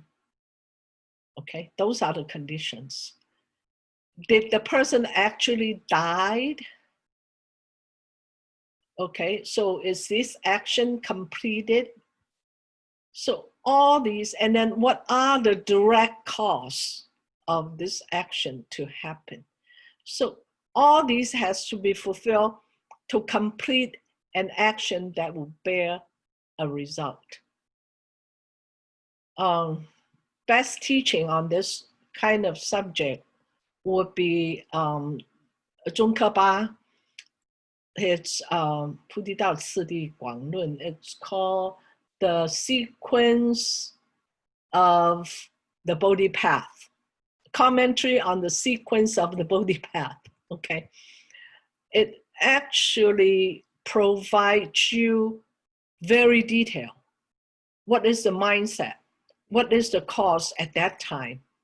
What kind of condition that give rise to this fruit or effect? So very detailed. It has to fulfill all these criteria. Then you say, okay, I commit the crime. Okay, I finish, I complete my generosity. So that would be a good source if you're interested in finding out that. Now, Abhidhamma, on the other hand, more focus on the mental part. Because all the Dhammas, many of them, I would say, you know, almost all of them related to the mental part. Even though it talks about the rupa, the physical form. They talk about the physical form because they want you to understand what's going on. You know, because the mind cannot do without the physical body, vice versa. So if somebody hit me, so it's a sensation on the body, right? But mentally, what arises? Because of this pain, what arises? Is it a hatred? Is it a forgiveness? Is it loving kindness? Is it a revenge? You know, all those mental factors, they analyze in such a detail that to prompt us as practitioners, whether during meditation or during daily life, that when a thought arises in the mind, immediately go to the mental factor. What is my mindset? What is my mental factor that co-arise at the same time with this thought? Then again, you know, like the Buddha taught Rahula, okay, reflect. If this mental factor that arises together with this thought, is it wholesome, unwholesome? What are we going to do with it? Okay, so before the body contact, right? Somebody hit me. So the contact arises. When there is contact, there is sensation, unpleasant sensation. So first cognition, then sensation, then perception. We label it, this is a bad person who hit me. Okay, we put a label there, perception. Then the process of papancha going on. Oh, okay, once upon a time, this person, okay. So all those happened. And then the next step is like, okay, now I evaluated Sanu. Okay, I evaluated. Then I'm going to make a decision. Mental volition. Okay, sankhara happened. Mental volition happened. Then the mental volition make a decision there and turned into action. Action meaning that mental, physical, verbal. The action doesn't necessary to come up with a physical or mental or verbal. Because, you know, when my decision is that I'm going to hate him forever, then this is a mental action that, you know, planted the seed of hatred. Okay, so that kind of thing will sprout and sprout and sprout. So be very careful. It's very powerful technique to practice. Every single thought arises in the mind. The process started, not necessarily papancha, okay, but at least contact, sensation, and perception, okay? Perception is labeling, okay? And then after that, you know, we think about it, evaluate it, and then make a decision. Okay, so it's observation, this 观察省略. Okay, observation, investigation, or thinking about it, and decision. Okay, the three processes happen at the same time, actually, even though, you know, we put it into sequence. Then we can make a decision that, okay, wow, the Buddha taught us to be loving, you know, cultivate loving kindness. Then, okay, he hit me. Okay, then, you know, instead of building up the hatred, which is a mental action, I decided to, oh, poor thing, you don't know what you're doing. You know, you're harming other people, but you don't know, poor thing.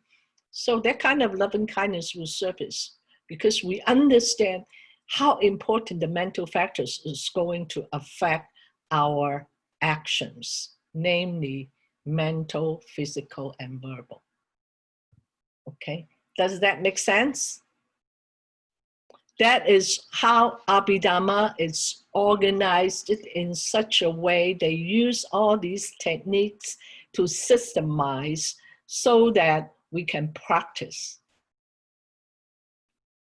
Okay, chapter 9. Chapter 9,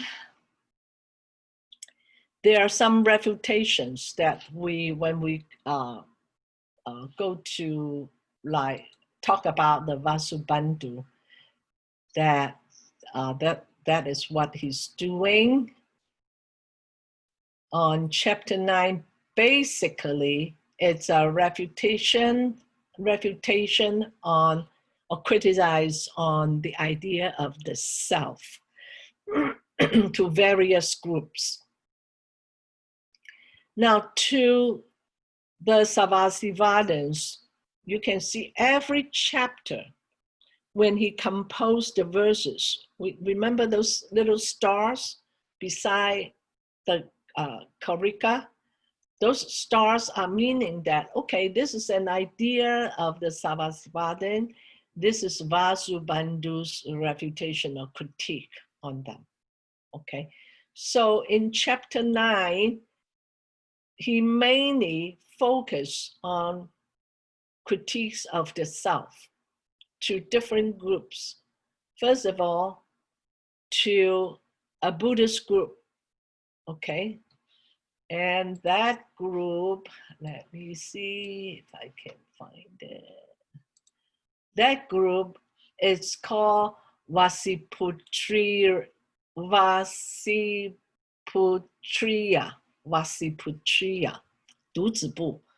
Then their suggestion is that there is something called the invisible or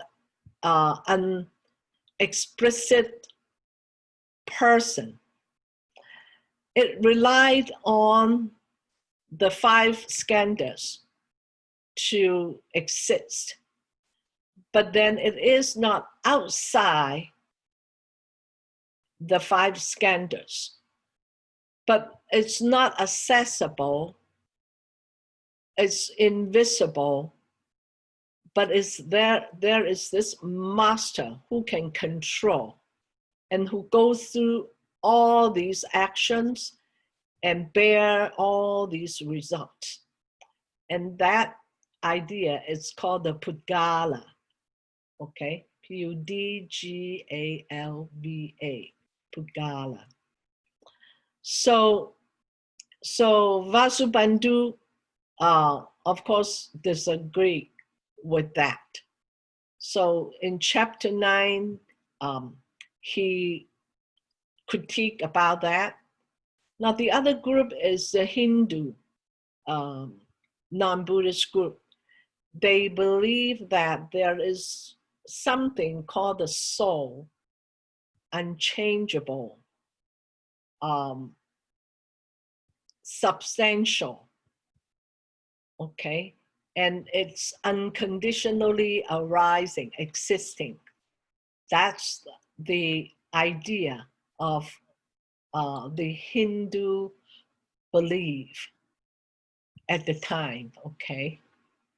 So, and then another one is, again, talking about the 3 periods of existence. That's the Sarvastivadian's idea of that.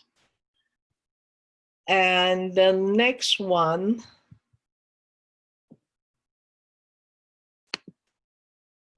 see if I have the structure here. I think I do have the structure, but let me find out. Oh, maybe not. Okay, I didn't put it here. So there are actually it is So that is the structure. We have opening on section 1. Again, chapter 9 is not part of the Kosa Karika. Okay, this is away from the Karika. It's an add-on chapter. So yeah, section 3, 2 and 3 is the objection of the Pugala. Then the other one is the non-Buddhist sector. Okay, so all these are the 1, 2, 3, 4, 5 sections. Then it concluded with his 3 verses. So that's the chapter 9. So let's start reading that. It says the main thrust of this chapter is the refutation of views of the person as either not identical but also not apart from the 5 skandhas. This is the view of the Buddhist Puggalavadins who had a considerable followings in India, so it's pretty popular. Or as substantial difference from the 5 skandha. This is the view of the non-Buddhist thinking theory of the soul, okay? So basically, chapter 9, it's geared up towards the refutation on these 2 ideas. He also object or critique, mainly object, the idea of a creator.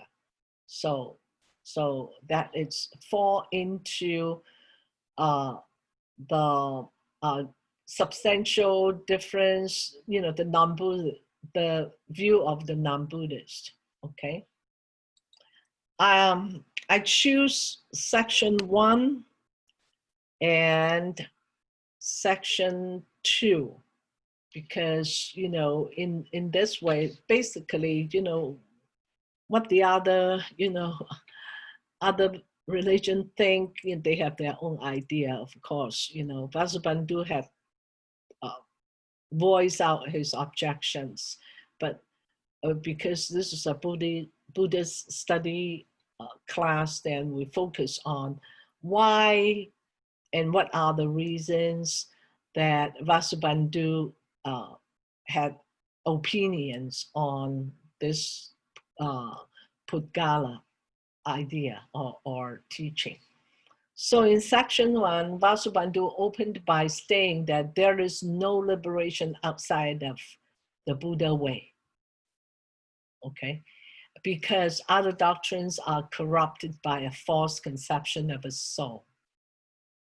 Remember, I specifically put the characteristics of an intrinsic nature.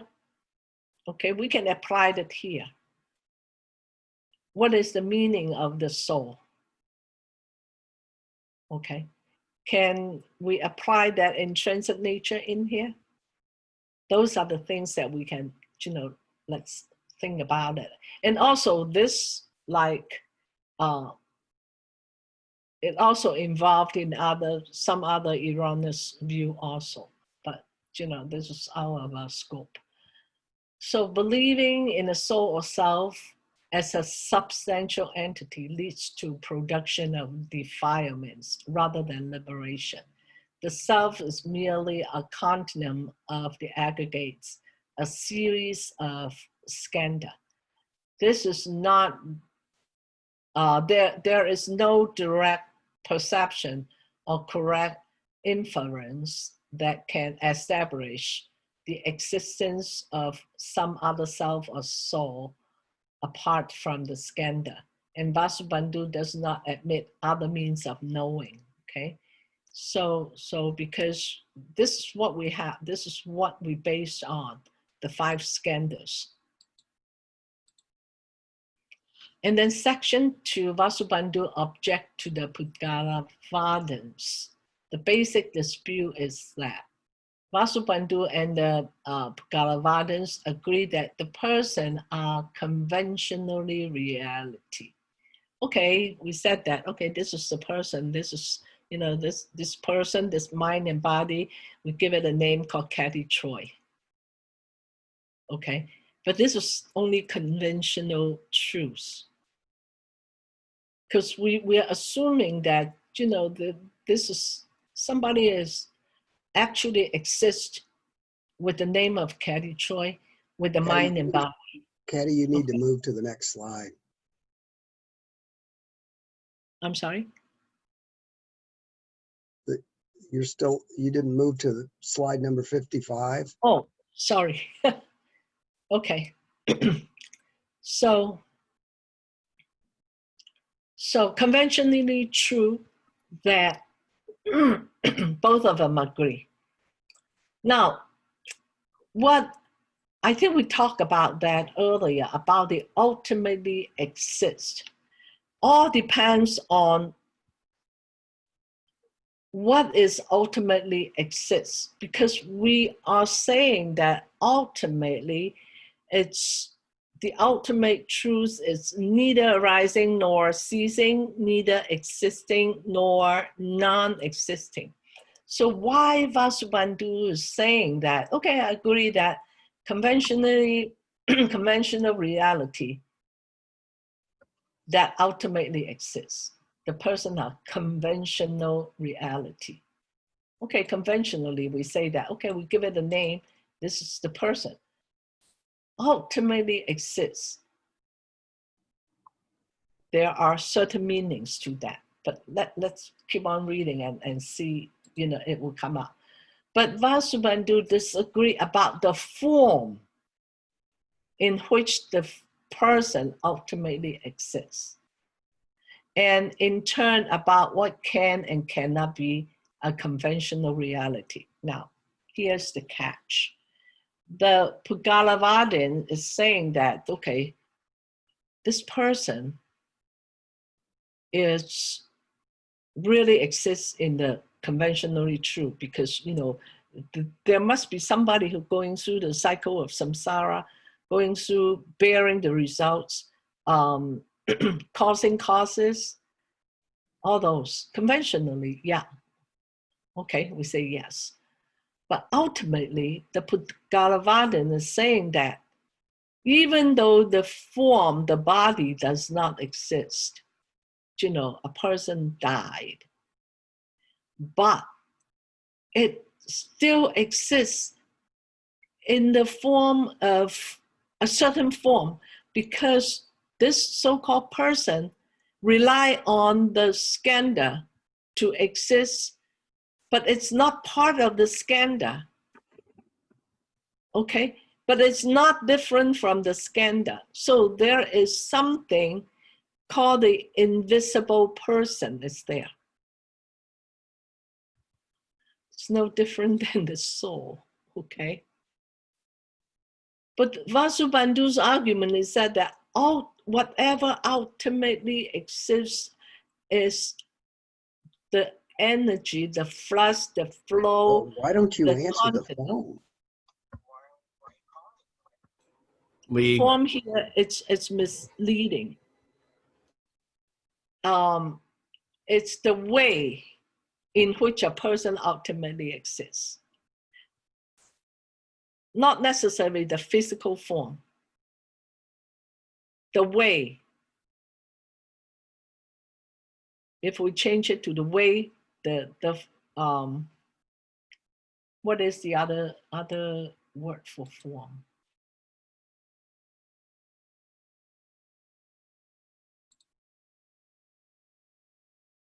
The way it exists. How do you say that? Let's see if I can find that. Materiality? Yeah. Okay. How about constitute? How about the situation, the circumstances? The pattern, how about the pattern? The specification that it, you know, rather than the physical form. This is not related to the physical form. Okay, would that work? Or the scheme, the pattern.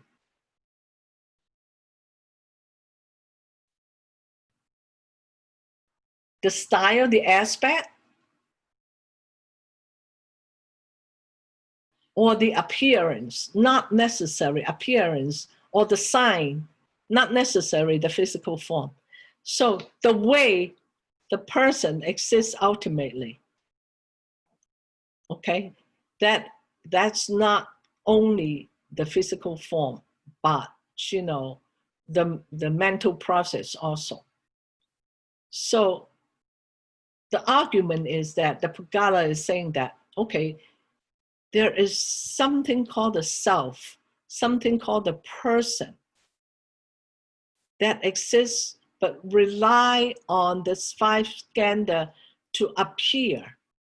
But when this five skandha comes no more, that means, you know, the physical body decaying, finished, then this so-called person still exists ultimately. And this person is something like an invisible director, invisible power. Okay.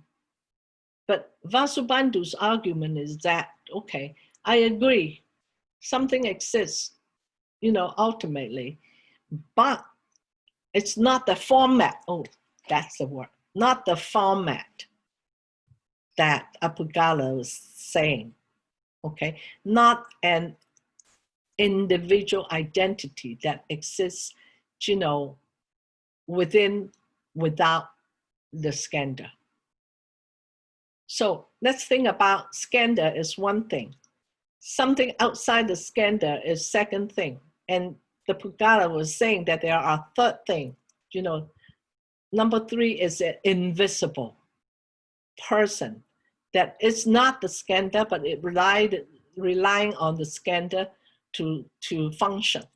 But then it's not outside the skandha because something outside is an external object, right? It's not related to this person anymore. Okay, but he said that in between there is something called the person who is actually in charge, exists, going through all the cycle of samsara. Okay, so create a third entity. The person, the five skandha is one entity. External object is another type of entity. There are the third kind of entity, which is neither nor the skandha, but it's there.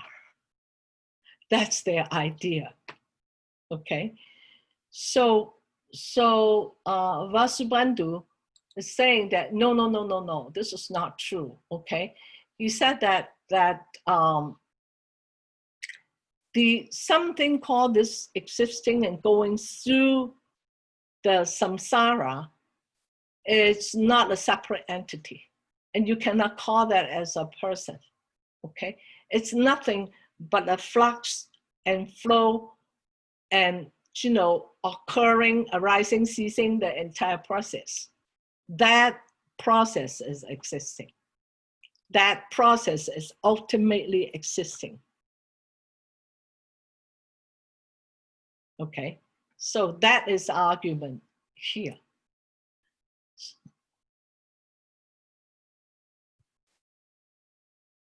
Is maybe okay. Let's read the next paragraph. And is the Galavadin assert that, you know, in addition to the phenomena that are conditioned and unconditioned, impermanent or permanent, the 12 ayatanas, the 18 dhatus, and all these, there's something called inexplicable. That means invisible, undefinable, underlying, something like that. Okay, so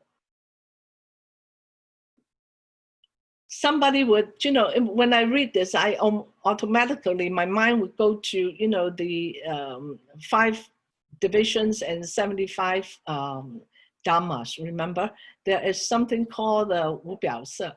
That means, it is invisible and non-definable. But then think about where did it group? It grouped into the rupa. So that dhamma is part of the rupa. Okay, it's not something, it's not expressed, but it's still the energy is there.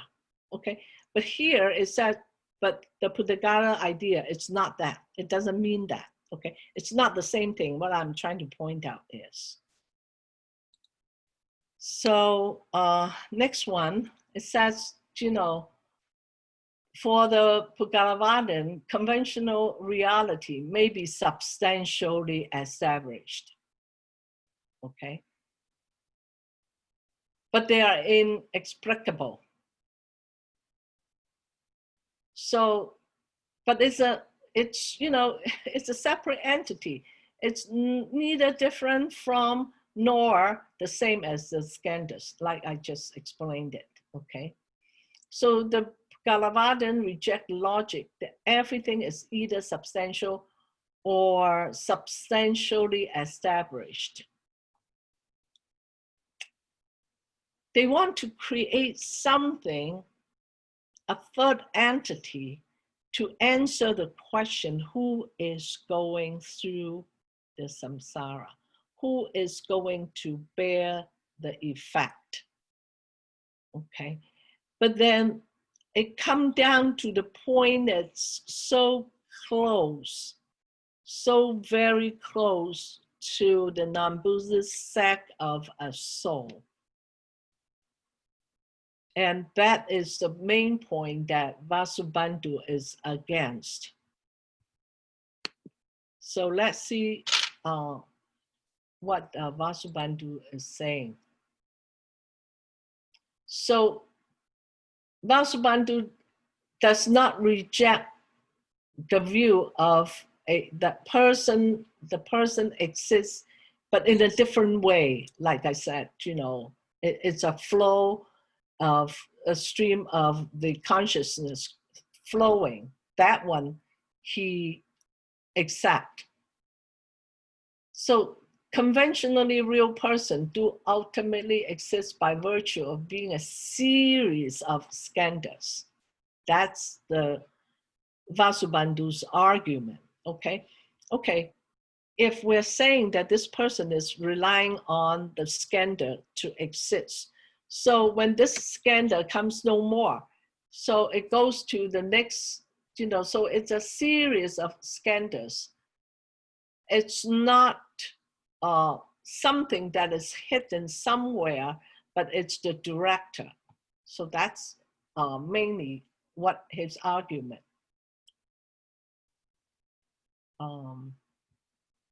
Okay, then one example, go to the next one. Oh, one too fast. So here is the example. The Buddhagavadians would introduce, explain that the notion is conceived on the basis of the skandha as fire, like the skandha is the fire, okay? But the fire is wrong. Okay, the person is like the fuel. No, the person is like the fire that conceived in reliance upon the fuel. Because without the fuel, there is no fire, right? So the skandhas are the fuel. The third entity, the person, it's just like the fire. So with the fuel, the third person exists, the fire exists. With the skandha, the third entity exists. Okay, but the fuel are not the same, not the same as the fire, but it's not different from the fire either. Okay, that's the argument of the Puddagalavan argue. But then Vasubandhu would say that, no, this doesn't, it's not reasonable. It's not acceptable, this notion. Because he said that the fuel and fire are composed of the 8 elements, primary 4 plus, 4 derived it. If we want to find out what are the 4 derived it, then that means, the characteristic of that. So, and that the existence of the fire and the fuel are established from the same basis. So there is no need to see the existence of the fire is inexplicable. So that is Vasubandhu's argument. Now, when we think about this for a little bit, fire, the skandhas, all these are what? Dhammas. They are conditioned dhammas. All conditioned dhamma had one nature in common. And what is that?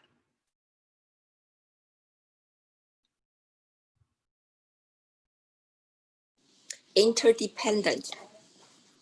Yes, interdependent is one of them.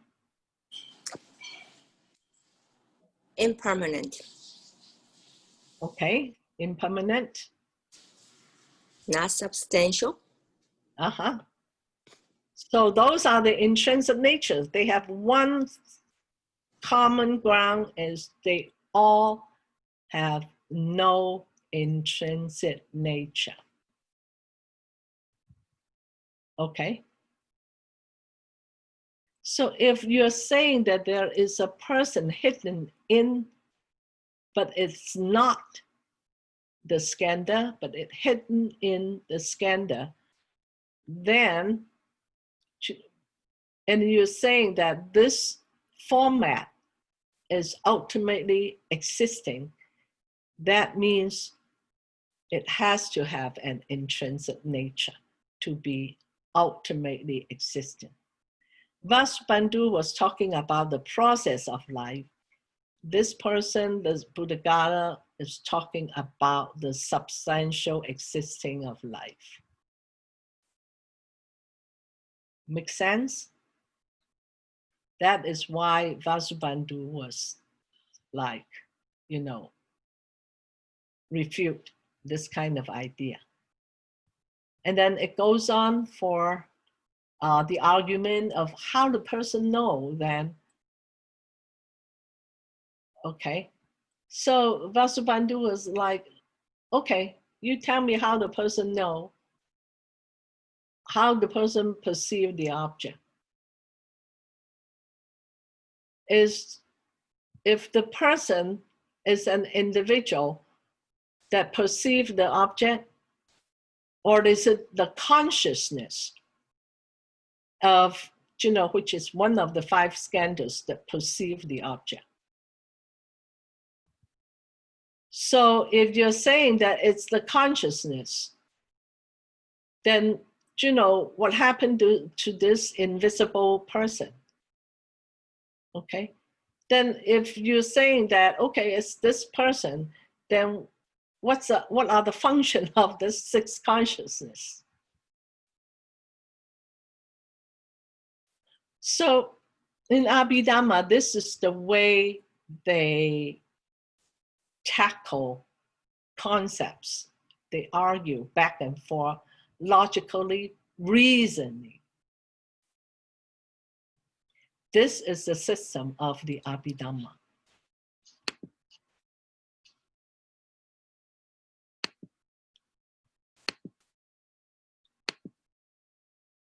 Oh, what did I do? For some reason, I always hit the back button. Okay. Now, in section 2, And this is, we, at the beginning, we said that, you know, you argue either for the reason or you argue, you know, appeals to the Sutras teaching. So Vasubandhu have been arguing through reason to demonstrate the logical incoherence of the Buddhagara up to here, section 2, okay?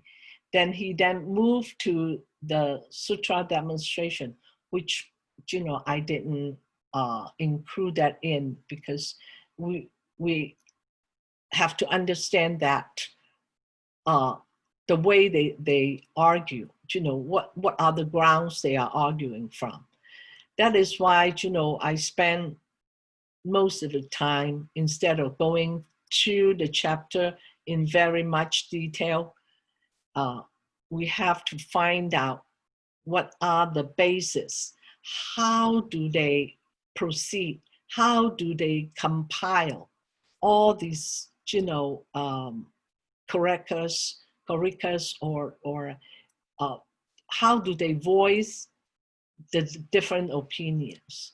Okay, what kind of method they use? How do they define the objects that they want to focus on, like the dhatus, like the indriya, like the cause and effect, like all the dhammas? How do they classify that? How are these dhammas related to the core teaching of the Buddha?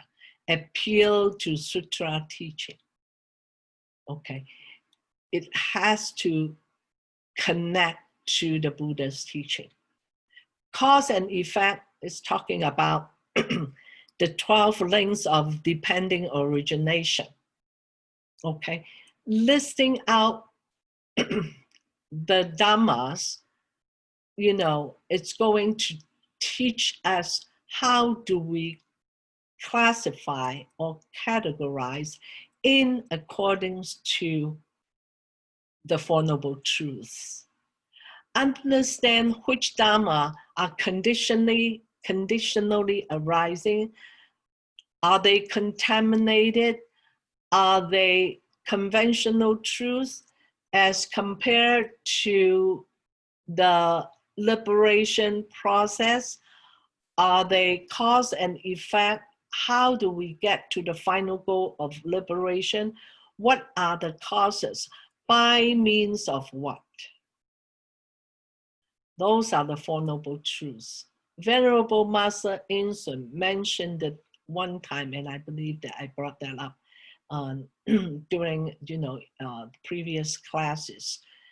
The 12 links of depending origination is an analysis of cause and effect vertically, while Four Noble Truths is an analysis of cause and effect horizontally. But when we read a sutra, when we study a teaching, a commentary, make sure those ingredients are in there. It's there. We just have to observe with. Caddy, could you give that Master Inshun's statement again? Okay. He said that the 12 links of depending origination.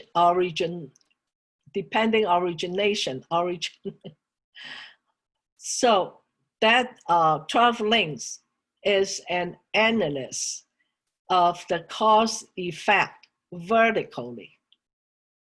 Because you think that, okay, ignorance gives rise to sankhara, based on sankhara, give rise to consciousness, all those, they are vertical, right? And then the Four Noble Truths is an analysis of the cause and effect horizontally.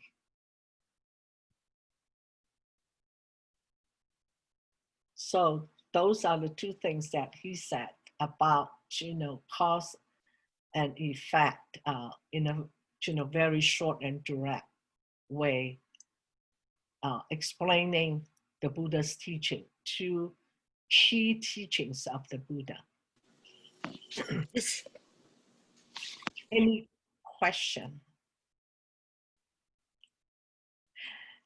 At the beginning, I kind of organized, the presentation in a way that we have some basic understanding with the definitions, with the methodology, so that, because I know that when we actually get into the chapters, we got lost.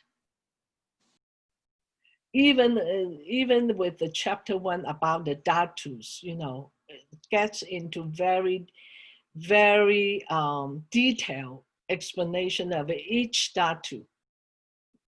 Okay, Indriya is even more. Chapter 2, we cover a lot of chapter 2, not all, but a lot, because we have the Indriyas, the 22 Indriyas. We have the 5 position with the 75 dhammas. We have the 6 cause, 4 condition, and 5 effects, and then, chapter 9, we understand the ground of Vasubandhu, how he object to the Buddhagara concept. Now, don't forget, at the beginning, we talked about the Sarvastivadians' arguments too, right? Because the Kosa, Abhidhamma Kosa, it's an introduction to the Sarvastivadian Abhidhamma with the commentary. Okay, so the good part is that we can go back to the oops, what happened? I think I just closed it.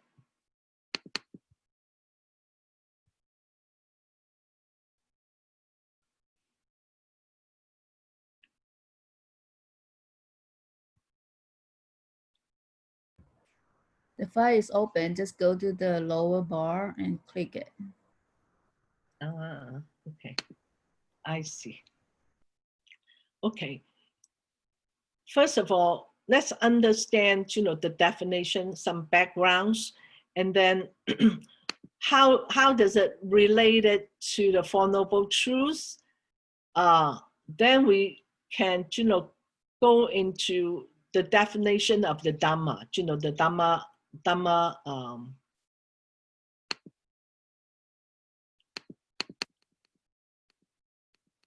definition, the methodology, okay? And then the Dhamma. If you want to look at different chapters, the questions and how do they answer, it's a good thing to go to file number 3. Okay, the Dhamma theory, I just want to show the structure. Okay, if we look at the structure here, we know that, the Dhamma, how important the Dhamma is, because mainly it talks about the Dhamma. Okay, and yeah, I think that's, I'm so happy that I finished it. I didn't think that I can finish it. Sadhu, sadhu, sadhu. Sadhu, thank you. But don't worry too much, because I know that there are a lot of information in there. Tomorrow, Dan Susu or Dan Yeye is going to present his side from the Yogacara perspective. Bear in mind, this is not Yogacara. Even though it's Vasubandhu, it's not Yogacara yet, but he's gearing towards that, okay, with the Kosa. This is still related to the Sarvastivadian teaching. Any question? Yes, Kathy. Yes. Because all the information that you have given to us, it's quite Mhm. a lot, and it will be pretty impossible to remember them all. And Uh-huh. I was wondering if it's possible that you could, highlight or give us a list of the area that we must remember, must Yeah. memorize. Yes. Actually, I intend to do that. After Great. after the class, I will put together maybe 1 or 2 pages of, the key concept that we need to understand. Great. How about that? Yep, great. Thank you. Okay, so that when you do your homework, the essay, you at least have some direction where to go. Too much information. When I prepared it, I was like, shall I include this or shall I exclude this? It's a debate. That is why I have a final version of it, because before the final version, I was thinking about maybe I should skip the cause and effect. But then I thought, no, I can't do that. This is the core teaching. How can I skip that? Okay. So on chapter 5, chapter 9, the Puttagala, it's a little bit confusing. It takes a lot of logical thinking and understanding to actually sort out what are they talking about. Now, for the Sarvasvadian controversial, I say yes, okay, because they based on 4 grounds, to back up their presumptions. I say, okay, we can do that. Plus that Sarvasvadian, it's the key controversial that Vasubandhu is trying to critique on. So if we have any more questions, like I said, I'll make up 1 or 2 pages so that everybody can focus on those concepts.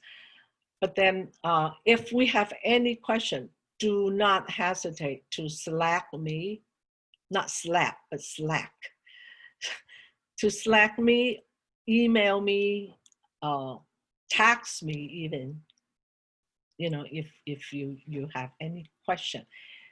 Also, write down your question. So next class, when we have discussion time, we'll go over. Tomorrow, please pay close attention to Dan Susu's teaching. It would be very interesting to begin with. It would be a lot of information. It would be very valuable to learn. And that is, Xian Zhang's baby and Vasubandhu's baby, okay? So I think we run 3 minutes over time. Any question?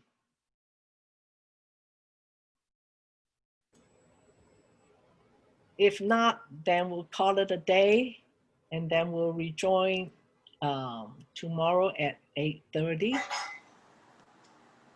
Thank you. Thank you, Kathy. Okay.